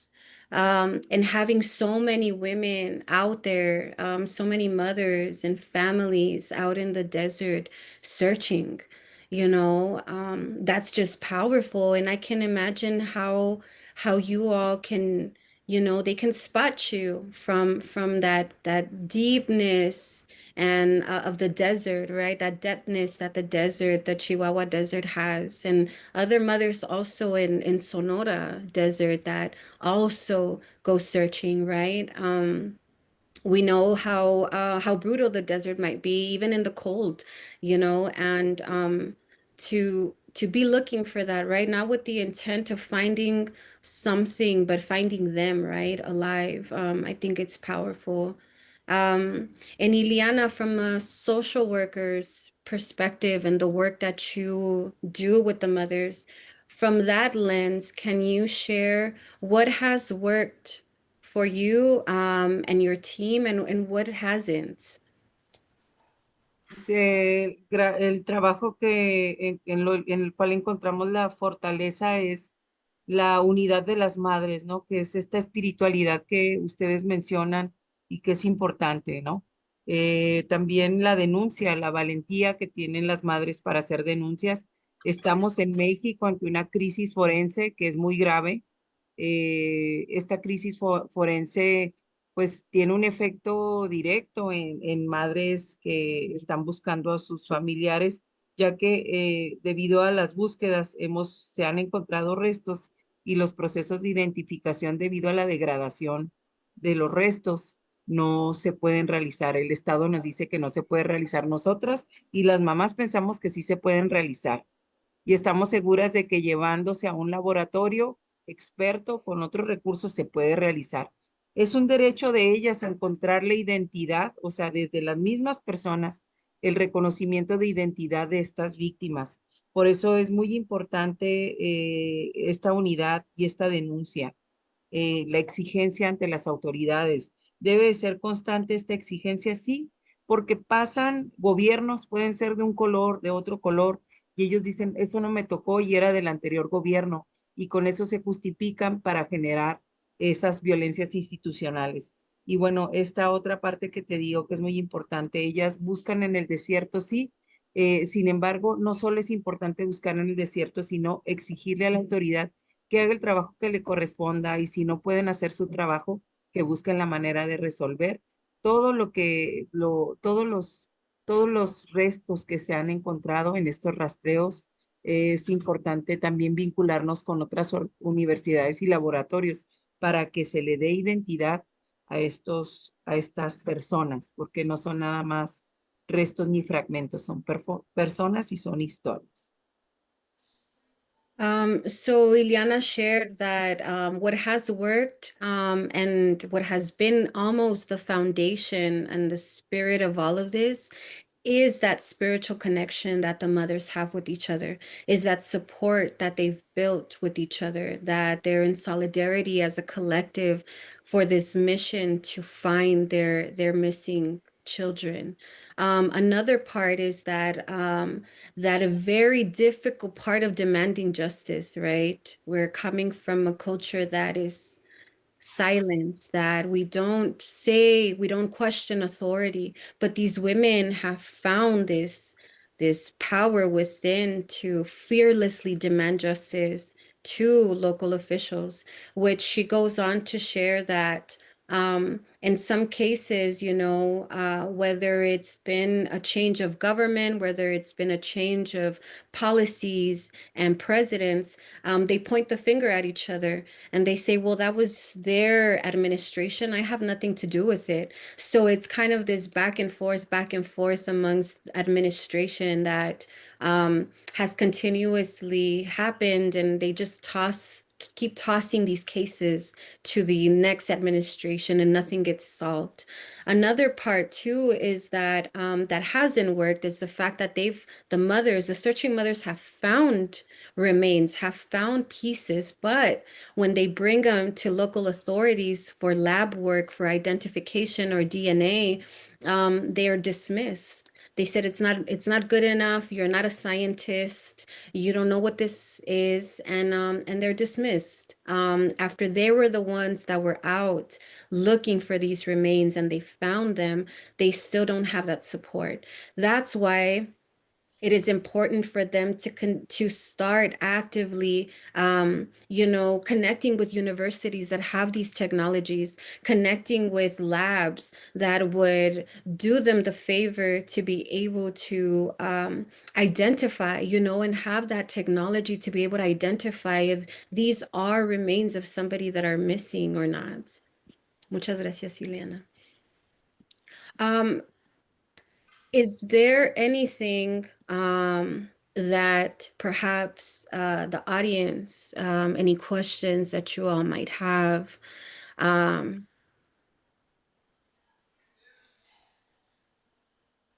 Any questions here in the room or on Zoom? If you're on Zoom, if you put them in the chat. We have one here. Okay. Hello, this is Martha Lee. Good to see you, Sarai, and thank you for moderating. Yes, I'm wondering if Mrs. Favela could tell us a little bit about her son, maybe in her own voice, some memories or about her son. Thank you.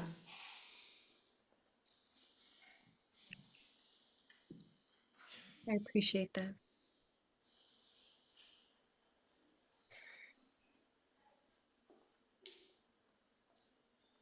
She's translating for her.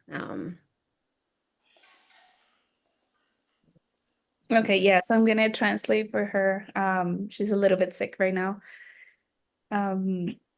Adrian, he wasn't enthusiastic. He was a good brother, a good son as well. I'm gonna cry.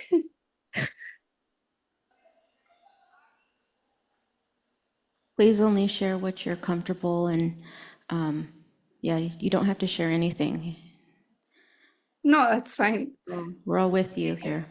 No, that's fine. I mean, it's still hard for the families, of course, because when you find out that they take away a person that was a friend, a person who was always to help others, who was a great son, like he said. He was a great friend, and he wanted to make a lot of things. I remember we were gonna do a lot of things together. It's just something that makes you feel this way. I mean, it's been 13 years almost, but it's still like it feels like it was yesterday, it was today. And it's not only us that we feel this way. I guess it's just like all the families that we go through the same thing, and it's hard for us to not find anything from them. It's just hard, like when you think about your family member who was an excellent person, who was we have many memories. Like I said, we have many things planned in the future, and they take it away, and it's just something that happens in a moment. And it's just like at the moment you don't understand like why like this happened, but I guess it's just like what it's gonna happen. It's the question that we do right now, and especially just to make sure that we help others as well that are going through the same situation, because it's not only us right now. It's just 2 3 4 people like talking about this, but it's many people that are going through the same situation. And when you had to think about that person, that family member that it's missing, it's just something that everything comes back to your mind, and you remember about that, and you're like, okay, this was an excellent person that they took away from a family. Well, we're all sorry for your loss and sending you a big virtual hug. Thank you for sharing. I know it's tough, and yeah, anybody else, only share what you're comfortable with. And I know that this is such a tough emotional situation, so yeah, big hugs. Any questions? Any other questions? Maybe less emotionally charged? Anybody? Any questions online? We have a question very back, and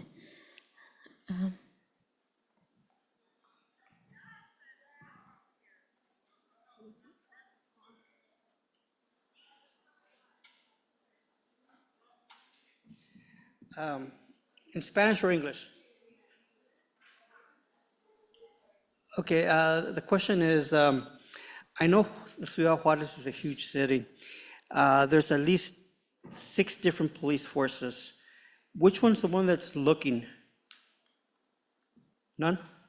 None of them. Like I said, the families are the ones looking for Yes, we have had authorities involved, which is the local authorities, but unfortunately we haven't had like any response.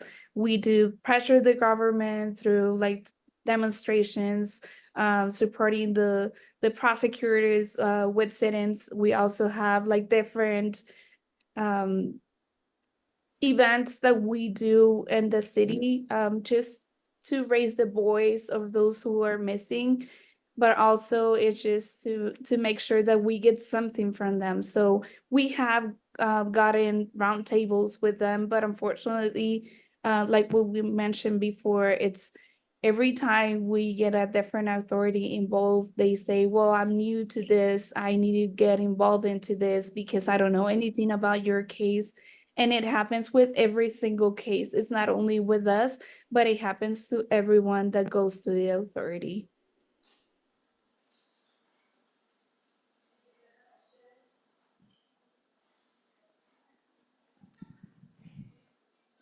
Hello, thank you so much for sharing with us. I was just wondering if there's a website or social media accounts where we can find photos of people so that we can help share them here. Yes, thank you so much for that question because we were gonna share after a few questions that you all had. Um, the mothers, the searching mothers are currently preparing for a search at the end of May, and they need some support, you know, as simple as sunscreen or long sleeve t-shirts, something that they can protect from the sun. I have a list that I was going to share with you all if you all wanted to snap a picture, and also a website, which is Ileana's organization that that supports them in that process. They also have social media. Jacqueline, I don't know if you would like to share the social media or dump it here on the chat. Ileana too, if you have a social media where we can you all can share the different photos of missing relatives in Ciudad Juarez. But I can share screen, and I don't know, Jacqueline or Ileana, would you like to? Tenemos una página web, esa la pueden encontrar, pueden googlear. En esa página web es, a ver, déjenme les comparto aquí en el chat. Y también tenemos un Facebook. En esta página, CDH pasodelnorte.org. Aquí les escribo. Aquí ustedes pueden encontrar las pesquisas de los casos que acompañamos, y también hay espacios de denuncia anónima. Ese espacio ha sido muy importante para nosotros. Si ustedes conocen de algún caso que requiera el acompañamiento del centro, nosotros aquí podemos atenderles. Y el tema también importante de esto es que las mamás pues realizan la búsqueda ellas con sus propios recursos. Yo también hago el trabajo de procuración, entonces ando entre el acompañamiento y la procuración. En la sociedad civil de México, así es muy distinto a Estados Unidos. Y nosotras tenemos que hacer múltiples funciones, y dentro de esto, pues es tener estos espacios para la denuncia anónima, que puedan conocer las investigaciones y lo que se ha trabajado en términos del acompañamiento, las historias. Y también, bueno, tenemos una sección importante también de donación. El año pasado impulsamos una campaña de donación individual, y esta campaña de donación individual es muy importante porque directamente esos recursos tienen que llegar a los procesos de acompañamiento integral que se realizan con las personas. Y muchas gracias. Yeah, so this is the website that you all, I don't know, can you all see my screen? Yep, we can see it. Okay, awesome. Yeah, so this is the website where you can find the flyers of missing relatives. You can also find the stories, and there's an image here on the screen, and this is the process, right, that they go through. when searching for their children, if searching for any remains that they might have. And this is where you all can, donate and support them. And the website's up here. Also, as they're preparing for this search that they're going to have at the end of May, give me a second. These are some of the things that, they need help with, right? First aid kits, compasses, backpacks, to carry anything that might be helpful in their search. This work that they do, as you all know, is autonomous, right? So they do not get support from anybody, and here are some of the things that you all can share and spread the word that you guys could potentially help them with. Folders, notebooks, I mean, simple, very simple things, right, that they need in this search. But thank you so much for that question. It's really helpful, and we can do the same as well, right? We can also begin to share and exchange, and hoping that this space that you all are sharing with us, that it's not the last time, that we continue to share these stories, that we continue to circulate these faces that perhaps we don't remember anymore because of so many people that have gone missing. We often forget because it's just one after the other, right? Unfortunately. But we can support each other in that way, where you all can share photos of your relatives with us, and then vice versa. Iliana? Sí, constantemente estamos buscando apoyos y si concretamos un apoyo, vamos a poder contar con un traductor también de Rarámuri, de la comunidad Rarámuri, porque sabemos que sí hay personas desaparecidas de las comunidades indígenas y eso es bien importante también para acompañar y apoyar con la mayor calidad que sea posible, ¿no? Y ese entendimiento de lo que estuvimos hablando en cuanto a la interseccionalidad. Eso lo tenemos muy claro. Gracias. Muchas gracias por eso, Ileana. Ciudad Juárez is also the home to an original community called the Raramuri. They are the runners and the caretakers of the mountains, of our version of the Grand Canyon, which is in Chihuahua. And there's been a lot of cases of them also they've gone missing or they've been murdered. And unfortunately, there's no translation for their original language. So even support through that, supporting this organization to be able to find or be able to fund somebody from the community that would be able to translate and support or even create documents that can translate to Spanish and their original language. So this organization supports, that process of how we share that intersectionality, many people, different walks of life, to honor, the stories of them and for them not to become just a statistic.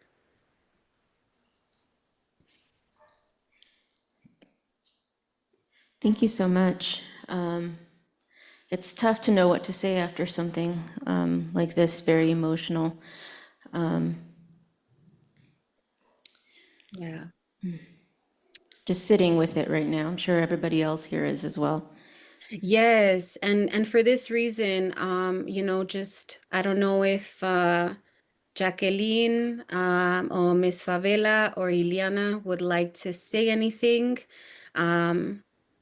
before I wrap this up. Jacqueline, would you like to share any words or your mother?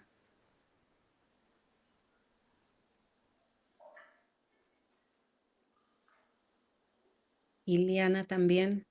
Si te gustaría compartir algo rápidamente y al último, por último. She's gonna say it in English and we can translate. Nada In más, Spanish, sorry. nada más es agradecerles su tiempo, ¿verdad? Que tienen para nosotros. Agradecerles todo lo que hacen por nosotros y sobre todo que lo que buscamos es que, sobre todo que todo el mundo se entere, ¿verdad? Lo que pasa aquí en México. Desgraciadamente no hemos logrado que la violencia todavía termine. Seguimos sufriendo las mismas violencias diarias, ¿sí? Pero pues es lo que buscamos nada más, ¿verdad? Que se enteren y buscamos sobre todo personas solidarias, ¿verdad? Que también ayuden sobre todo en estos momentos de dolor pues yo creo que de mi parte pues es todo lo que yo podría. Adrián significa, no es solamente una historia, es toda mi vida, ocupó mi vida la completa en su búsqueda. Sí. Y agradecerles nuevamente, muchas gracias por todo. Gracias. Sí, también que puedan compartir nuestras acciones. También tenemos un Facebook. El próximo 9 de mayo vamos a estar clausurando de manera simbólica la fiscalía a las 9:30 de la mañana. El 10 de mayo se hace una misa y constantemente en redes sociales del centro se están publicando las actividades que las mismas madres organizan. Es muy importante que ustedes, todo lo que ustedes puedan compartir sobre las acciones que se realizan aquí en Juárez son para nosotras muy importantes porque es un respaldo que ustedes nos dan estando en otra parte del mundo, ¿verdad? Y nosotros también podemos hacer lo mismo con ustedes, que en eso implica, eso es la red, eso es la fortaleza de las mujeres en el mundo, que es poder compartir un poco de lo que hacemos y de esos retos que hay en términos de la justicia y la memoria, porque no es normal desaparecer en Juárez, ni en ninguna parte del mundo. Ms. Favela shared that she is immensely grateful for this opportunity and, for the space, for inviting her, for allowing her to share her story, and to remember that it is important that, we connect with people that are allies, that it's solidarity, right, across borders. And also that Adrián is not just a statistic, is not just a story, it's her entire life. And that's what she's been living for, is to find justice for him and for others. So she is deeply grateful for that. Iliana shared that a way you can also support is circulating. A lot of the action that these searching mothers have done through social media that's really supportive to them. They're currently organizing a counter Mother's Day event, which is something that they do in Ciudad Juárez. In the South, we celebrate Mother's Day on May 10th. Regardless of what day or out of the week it is, it's always May 10th. And in Ciudad Juárez, they've created a space for mothers of missing and murdered to share their story on that day. That not all mothers are celebrating that day because they have relatives missing or children missing, or their children have mothers or parents missing. So they've created this space to kind of, be together in that way, spiritually. And, that will be also shared through social media. And I, as somebody from, the border, and fortunate to be residing in Atam and Yaqui lands, I'm grateful for the opportunity that you all have given me to moderate, to be able to share with you all this important work that is being done across the Americas. And like you said, the relative in the forum, it's a heavy topic. And we know that, and as good relatives, we don't want you to leave with a heavy heart. We want you to leave with hope. We want you to leave with that connection that we're building, because they've prevented us from speaking to each other. They've used language as a way to separate us. They've used borders as a way to separate us, but we can't do that anymore. We need each other. We need each other from north and south, and we need to start helping each other. And it's our responsibility as abled people, as those people that are still alive in this physical world, to support our relatives that have somebody that's missing. So with that, this is where I ask my little niece, who carries this beautiful medicine, to close us out and to leave us with hope as this youthful spirit that she is, a little warrior that's going to continue this fight and already sees so much and speaks so much that, as adults, we must listen sometimes to our youth. Kiani? Yes, so thank you for the brave searching mothers and my tia Sarai for having me here today. And before I sing my song to all our relatives and all the searching mothers, I want to say again that we need to help each other. The North and South, our Indigenous people have no borders. We are in solidarity like our ancestors have always been, and since time immemorial. So the song I'm about to sing is one of my traditional Navajo songs, and what it's about is that in 1864, my ancestors were forced on the long walk, and when we were on our way home, we saw that sacred mountain and knew that we returned and we arrived home. And this song is about that. So my ancestors sang this song when they saw that sacred mountain.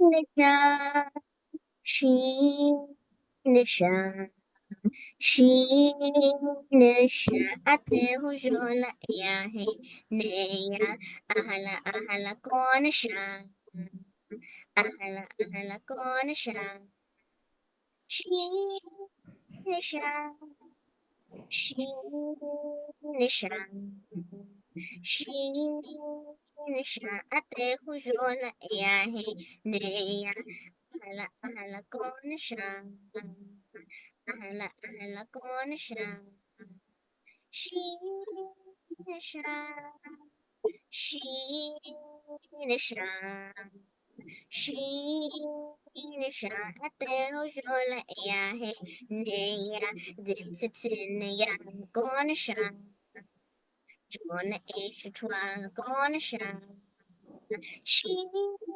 Nisha, she, Nisha, she, Nisha, ate hujola ya he, neya, ahala konisha,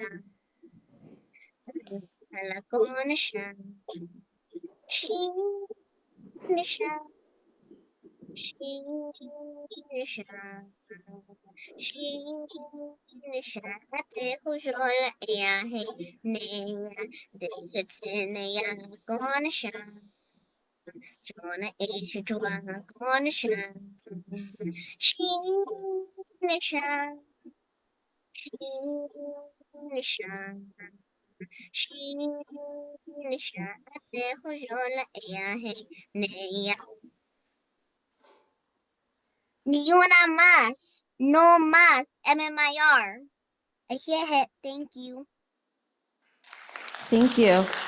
Big round of applause for all of our speakers. We're truly grateful, and hopefully everybody's fired up to do some action and help out now. Thank you, everyone. We're going to take a 5-minute break before our next speakers. Please engage with the art stations if you feel so moved to, and thank you, everyone. Super grateful.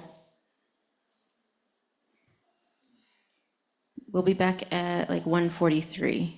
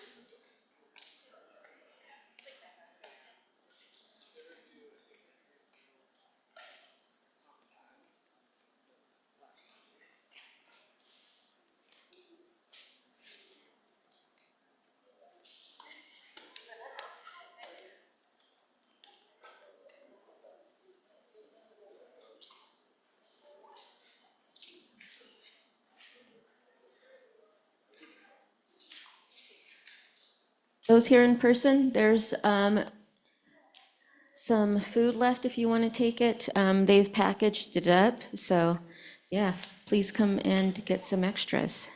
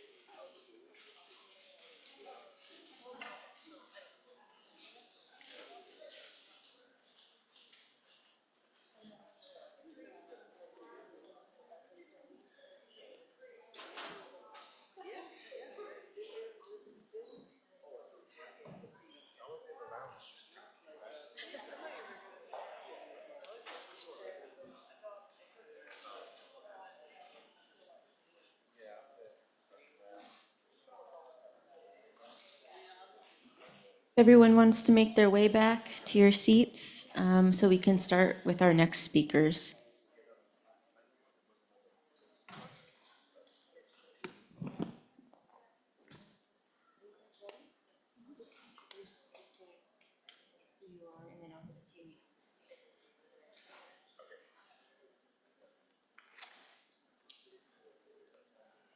We're going to start again here in a minute if everybody wants to get back in their seats. Thank you.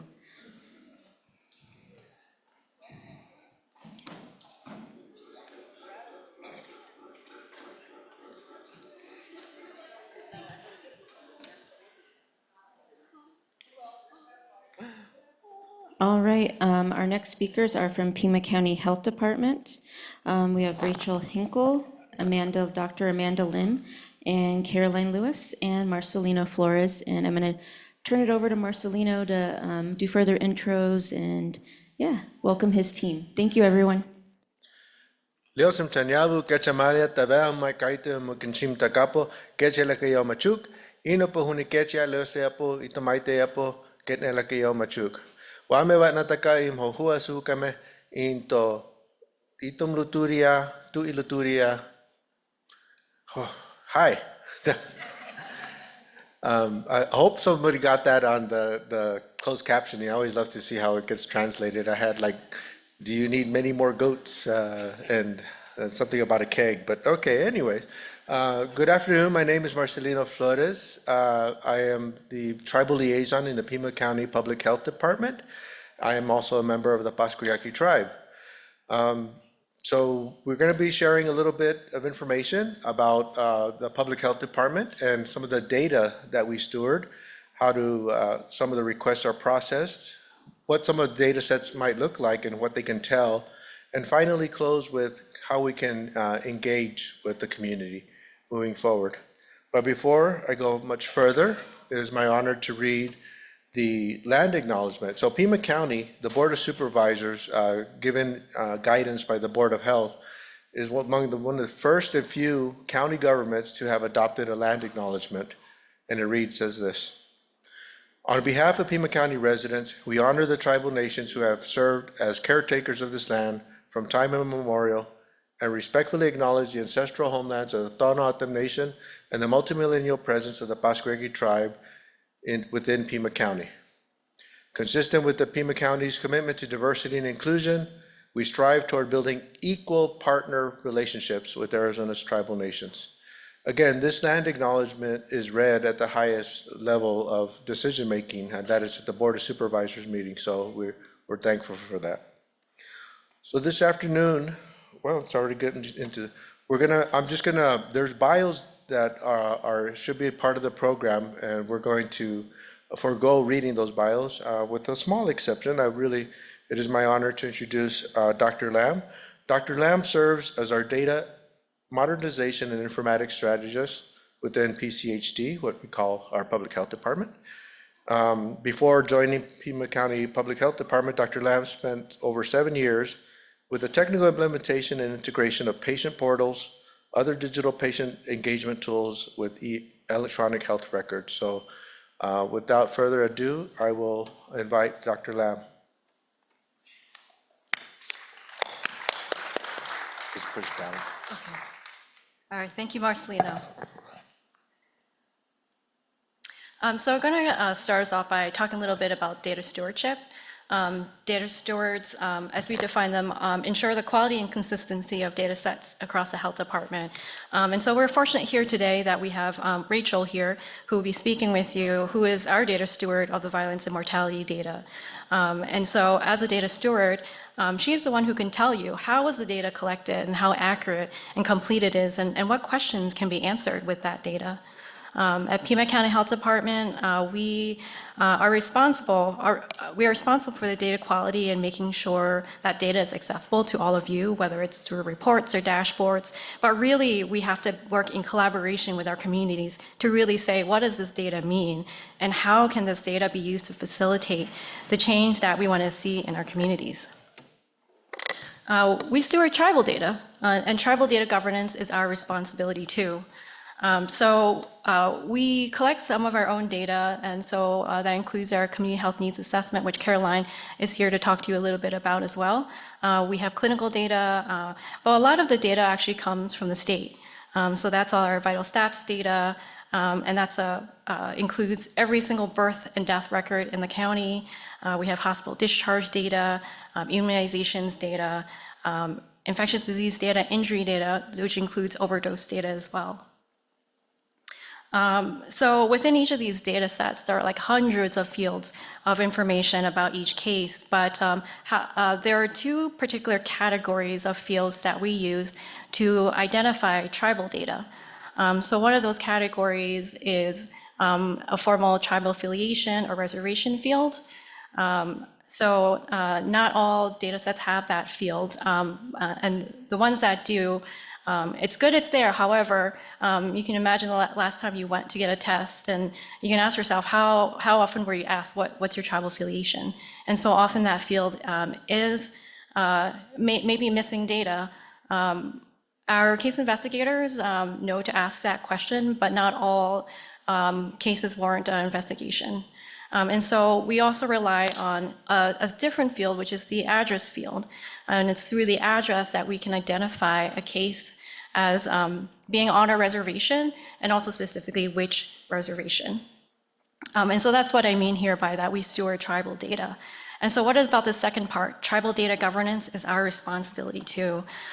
So besides stewarding that data, something that we have to ensure is that tribal nations have decision-making power over tribal data, even if we're the ones who store that data.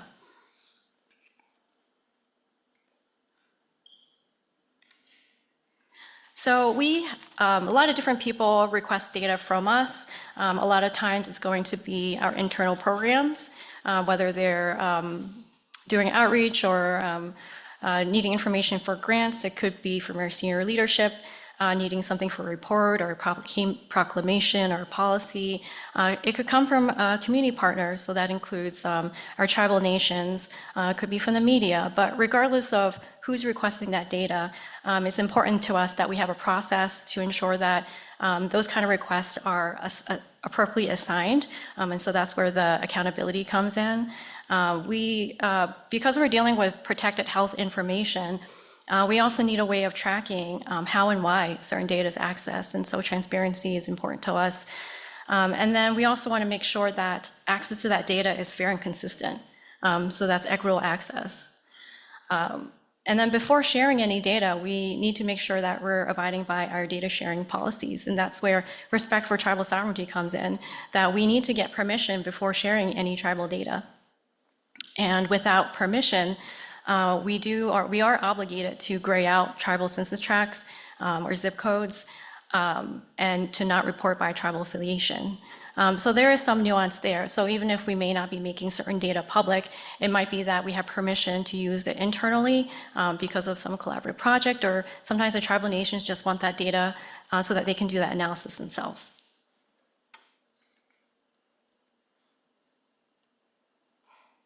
And then the last piece I'm going to touch on is our data collection. Similar to the way we respect tribal sovereignty here is making sure that we have permission to collect that data. And when we have permission, we have to ask ourselves, are we collecting out of care? And so CARE is an acronym, the C standing for whether this data is for the collective benefit of the tribe or tribal nation. A stands for authority. So do we ensure that the tribe has authority to control the data that we're collecting? The R stands for responsibility of the Pima County Health Department. And so I've already talked a little bit about tribal data governance and our data request pathways. And then the E for ethics, that's to say that we as the county has to address anything that's seen as a potential harm that can come from data use from the perspective, as seen from the perspective of the tribes, and to center the tribal code of ethics.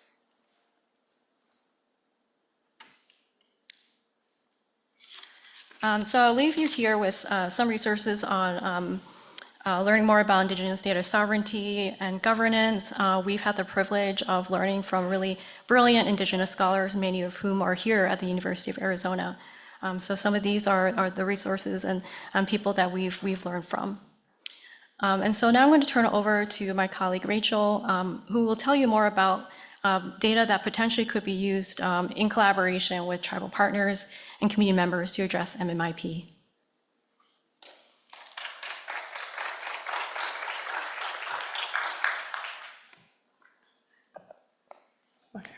Hi, everyone. Like Amanda said, my name is Rachel Hinkle. I am the epidemiologist for the Office of Injury and Violence Prevention at Pima County Health Department.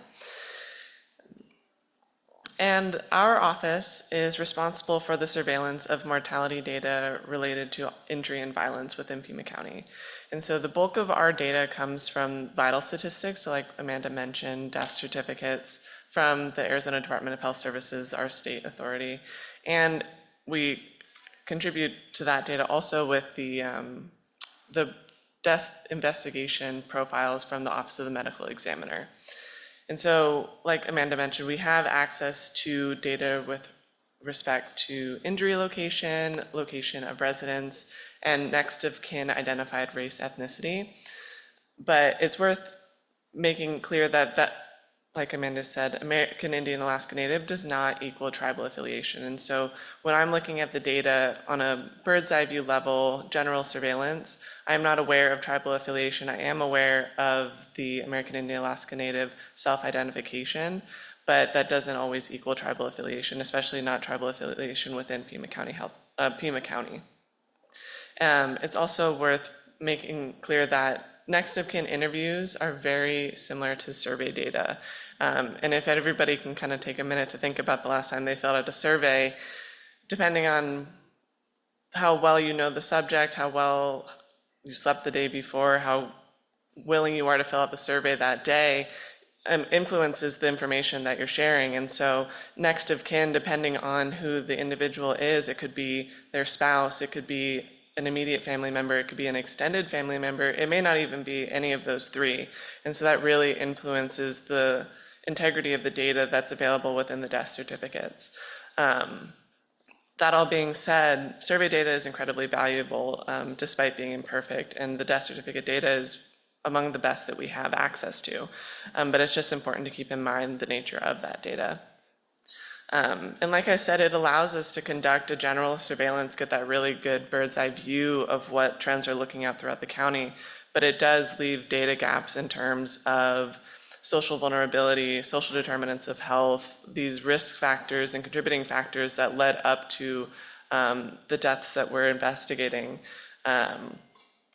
And going off of that, we only have access to these data after the death has occurred. And so we can't assess those risk factors or kind of intervene during those risk factors. There's warning signs, those touch points. It's kind of a post-vention effort in a way. And so I'm just going to give a general overview of overdose, suicide, and homicide rates throughout Pima County for the past 5 years. Even though overdose, suicide, homicide, they're not all immediately directly intertwined in MMIP in all cases, they do all kind of intertwine at some point in some cases. So like I said, over the past 5 years, these are the crude overdose-related mortality rates for Pima County. And so crude mortality rates are just the number of deaths that occurred in that population divided by the number of people in that population within the county. And so as you can see, from 2020 to 2024, American Indian Alaska Native groups within Pima County have been experiencing overdose-related deaths at a much higher and accelerating rate than the other racial ethnic groups within Pima County. And then despite seeing a general decrease across the board when it comes to overdose in 2024, that is shown in the rates of overdose-related deaths among American Indian Alaska Natives in 2024, but we still see that glaring disparity with American Indian Alaska Native deaths occurring at a much higher rate than what we're seeing in the other racial ethnic groups.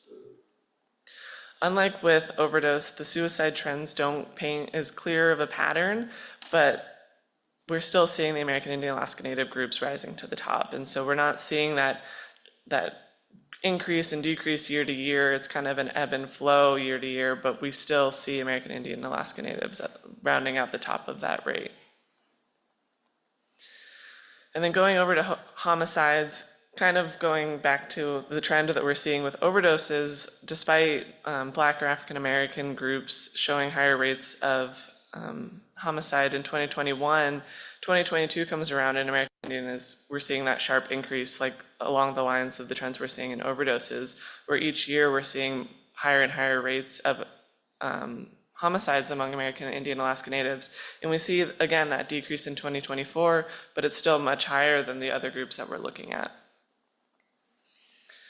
And so all that to say, we have this bird's eye view, overarching quantitative analysis going on, but how do we really dig into the social determinants, the social vulnerability, and the factors that play into what's going on here?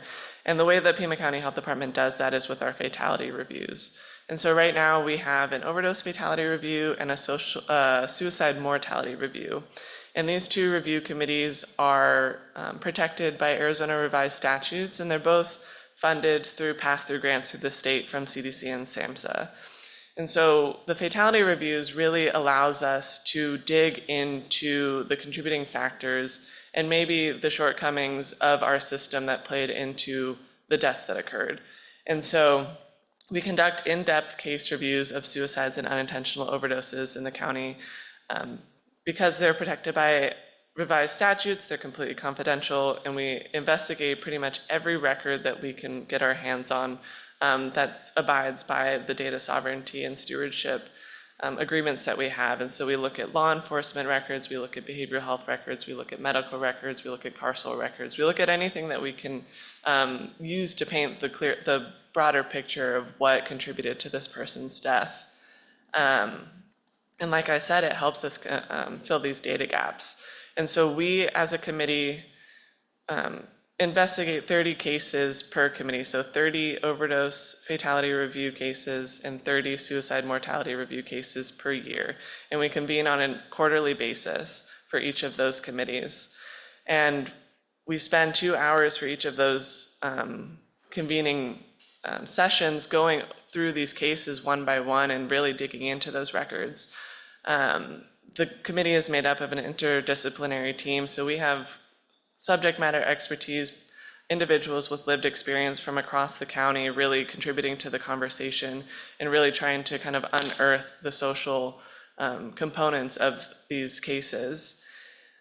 And the nice thing about that too is that the model can be adapted. It doesn't have to just be used for overdoses and suicides. We're going to be moving forward, doing the same thing with motor vehicle crashes, firearms, and domestic violence. And it can also be adapted to other, it doesn't have to be exclusively used for mortalities. It can be used for other morbidities or kind of anything that involves a case investigation that has a lot of information that we can be unearthing if we're collaborating on a disciplinary level. And with that, I will pass it on to my colleague Caroline to talk about our community health needs assessment.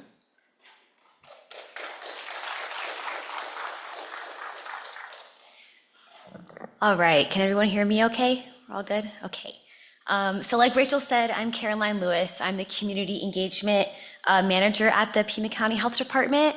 And today I'm going to share a little bit about our Community Health Needs Assessment, which is one of the ways that the Health Department really takes data in many different forms and uses it to guide the programming and strategy of the department. So the Community Health Needs Assessment is an assessment that the Health Department conducts every 3 years in collaboration with Banner and TMC, as well as some of our health centers in town, as well as community-based organizations. And every 3 years, this assessment really gives us a chance as a department and as a county to hear directly from Pima County residents about what health outcomes are important to them. And we do this through a few different ways. So this is the cover of our newest Community Health Needs Assessment, which was just published in January of this year, 2025. And we collect data from the state, from Arizona Department of Health Services. We collect data from the medical examiner's office, for example, but the really rich part of the data collection is the qualitative or community level data that we collect. So we spend about 1.5 years collecting data, working with community members all across the county. We conducted about 8 focus groups targeting different populations in the community.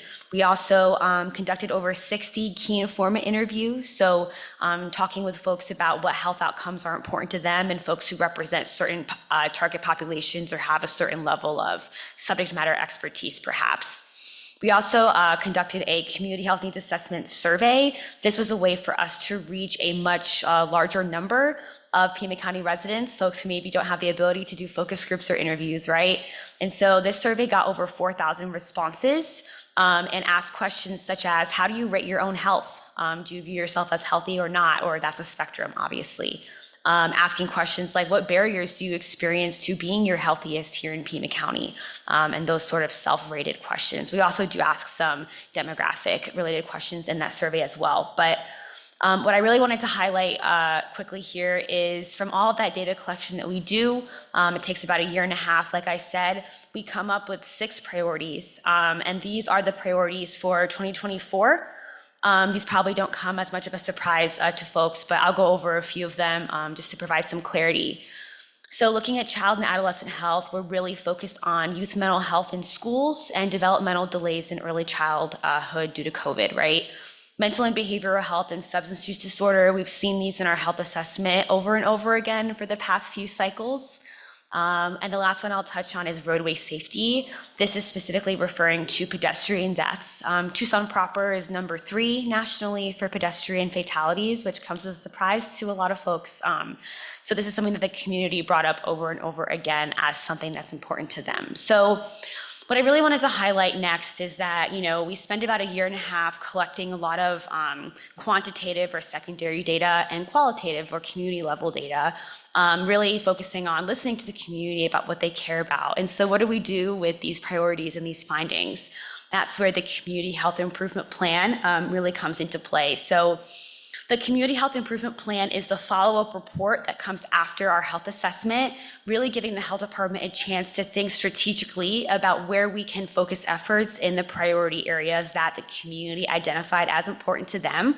It really gives us a chance to kind of take what the community shared in terms of that qualitative, really rich data, and put some action and strategy behind those priorities. And so this is something that we do the year after the CHNA is released. So it was released in January of this year. We spend the next year really working across the department, across the county, and with community members to think about how the health department can really add value in those 6 identified areas. And so I wanted to highlight this as a really systemic way the health department has been employing data-driven decision-making across the department and really across the county since 2011.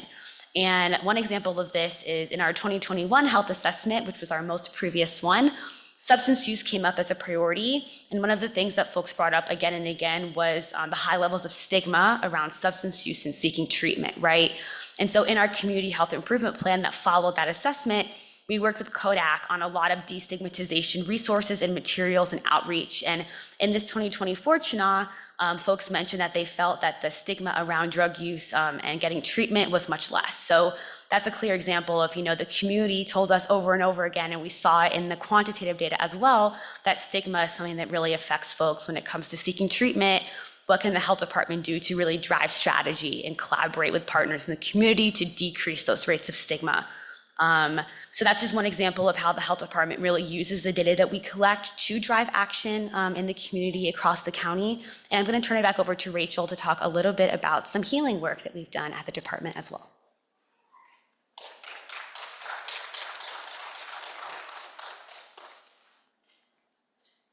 Okay, so like Caroline mentioned, stigma is a really important barrier that needs to be addressed when talking about these topics. And the Pima County Health Department has a commitment to healing that we are really trying to collaborate with the community in really trying to kind of break down stigma and how that's keeping us from achieving the goals and achieving the collaboration that we need to engage in to tackle things like missing and murdered Indigenous people and tackling things like substance abuse and suicide, and how these things are all kind of interwoven in some way. And if stigma continues to stand in the way, then we're gonna continue to have these challenges as we're trying to figure out how to really overcome some of these. And so I guess I just wanted to finish by showing this picture. We, as a health department, created a float for the All Souls procession in October, specifically related to overdose and the decreasing stigma around overdose. We created a float. We invited community members to share their stories with us about their loved ones that they had lost. With their permission, we shared on a screen on our float the different stories, kind of on a slide deck. It shuffled through these families, these individuals' stories of loved ones that they had lost. And we also invited individuals who attended the All Souls procession to, if they felt comfortable, write the name, write a testimonial, or anything that they felt comfortable writing on these wooden butterflies that we provided. And then we added that to the display of our float. Once the All Souls procession was finished, it was put on display at the Tucson Art Museum. And one of our colleagues actually had a really moving interaction with a woman who was at the Tucson Art Museum engaging with the float. He went up to her and asked if she needed any comfort, if she needed a hug, and she nodded and started to cry because it had been the first time that she had ever told anybody that she had lost a loved one, that she had lost her son to overdose.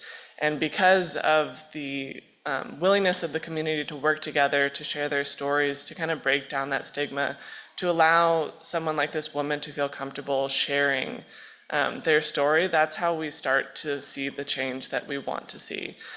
If we continue to let stigma keep us from having these conversations, keep us from engaging with one another, like we're still going to continue to fight this battle individually. And so Pima County Health Department's commitment to healing and this approach that we're taking in breaking down stigma in the different facets of what we're doing is really our attempt to really kind of collaborate as much as we can with the community at an emotional level, kind of stepping away from the big statistics and the policy and the governance that everybody knows a health department to be entrenched in, but really trying to step back and emphasize stigma reduction and healing and how that can really help us move forward together.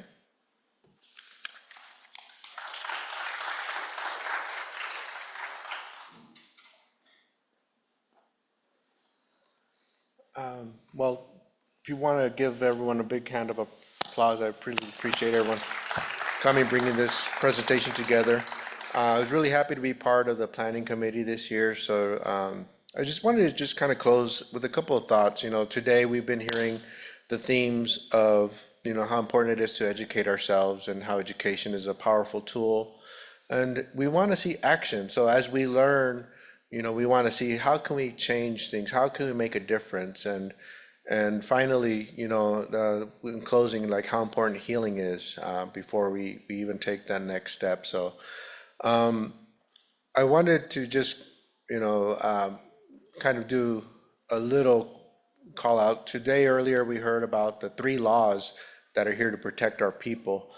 And, you know, only three laws that are there to protect, you know, the Tribal Law and Order Act, the Violence Against Women Act, and the Indian Child Welfare Act.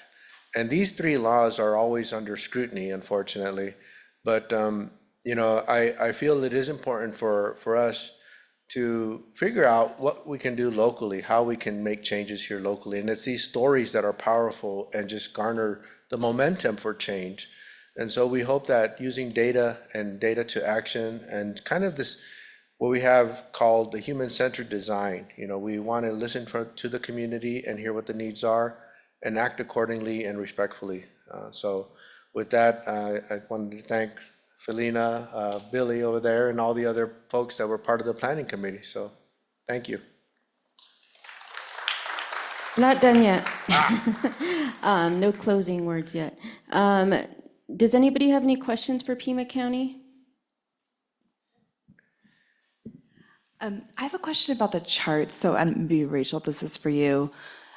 They're, you know, obviously very disturbing, but how do you decide what bucket to put someone in? We deal with this a lot in education and iPads, and under the current iPads, if someone's Hispanic, that takes precedent over being Native American. So how do you deal with people who might identify as more than one race? Yeah, so that kind of speaks to the difficulty that I was mentioning earlier about next of kin interviews. Those are the standard 5 buckets that are options. And so when conducting those next of kin interviews, those are the options they have to choose from. It doesn't account for multiracial or if someone identifies as something outside of these 5. And so, I mean, it definitely speaks to the limitations that I was alluding to when it comes to death certificate data. Any other questions? I think we have one online.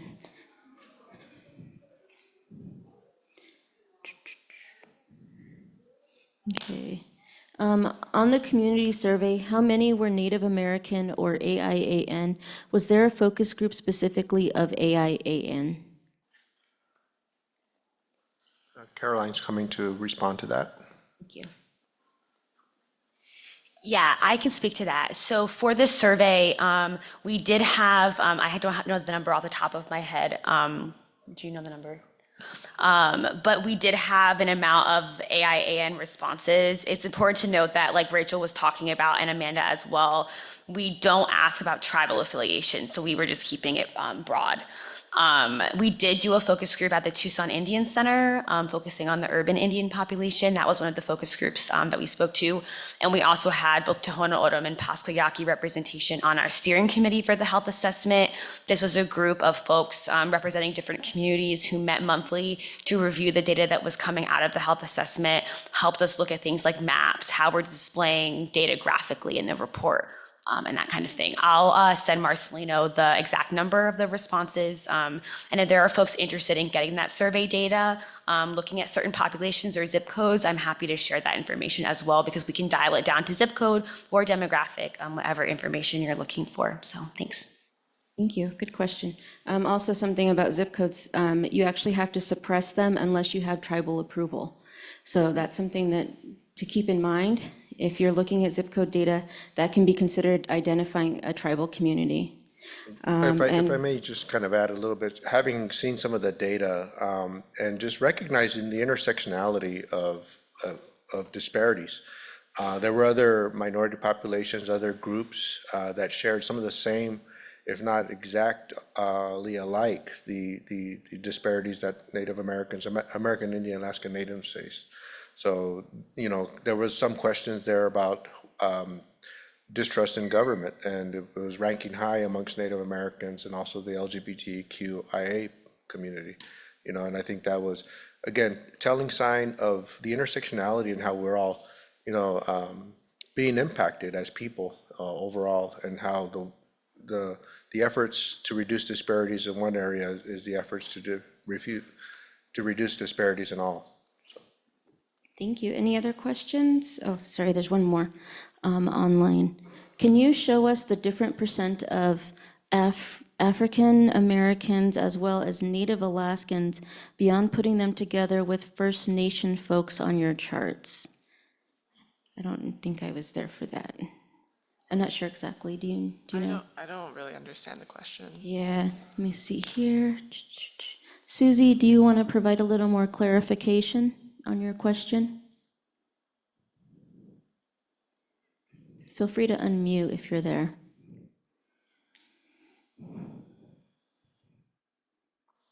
Okay, maybe Susie stepped away. Does anybody else have a question in here? Any others for Pima? Otherwise, let's give them a round of applause. Thank you so much for being here. Appreciate it. Data is definitely powerful, so it's always great to see some data. I'm going to introduce our last speaker and dancer, Nyona Smith. She's a U of A grad who received her degree in American Experiences in 2014. She currently works as a teacher, Mary Kay consultant. As an artist, she enjoys creating beadwork. She's an enrolled member of the Tohono O'odham Nation and encourages Native language holders to continue to teach and utilize the language. In her spare time, she enjoys traveling to dance and going to ceremonies with her family. And I'm going to turn it over to Nyona so she can give you all some background on jingle dress dances and healing. Thank you, Nyona. Skugdash, Anyap Jigik, Nyona Smith, Hanya Amjad Abi Walk, and Sapantat, Mapi Moop Ijiva, Ia, Up Map the Mo, Haijo Kaiham, Eatam, Amwujid, Nanko Mas, Autumn, Jik Autumn, Map Iju, Be Appa of, O Haijuni, the Makak, Ovak, Open, Jojo, Up Map the Mo. Nhịt mập tầm mò ma gật khoi gật mập tầm mò ma gật iwum gật ta gật hơ cầm mập hơ bi ai go tata o ma gật iwum gật ta. Hello, good day. My name is Nyona Smith, and I come from Sanavir, and I am a proud Tohono O'odham. I just introduce myself and who I am, and give awareness and just continue on praying for our loved ones who are in hardships or who are missing. So I would like to just today share with you all Sidestep. Sidestep is a traditional healing dance from the Anishinaabe, from the our relatives from the northern part into Canada, and I want to acknowledge my families who have helped prepared me into giving the initiative, giving me this blessing to continue on to dance in the healing dress And so and then my families are the ones who prepared and made my dresses and my beadwork and so forth. So just giving them appreciation and acknowledgement. And then also our relatives up north, our Anishinaabe people. So thank you. So I will be sharing with you all the sidestep.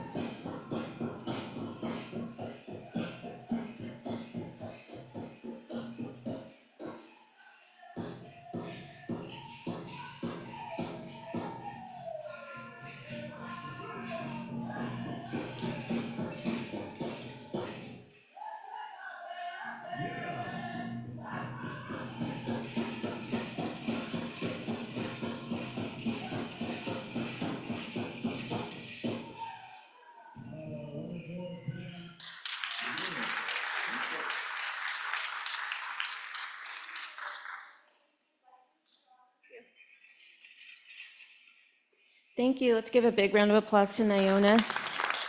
I've known her for like 10 years now, I think. It's always so special to get to see her dance, so thank you. And thank you to your family for being here too.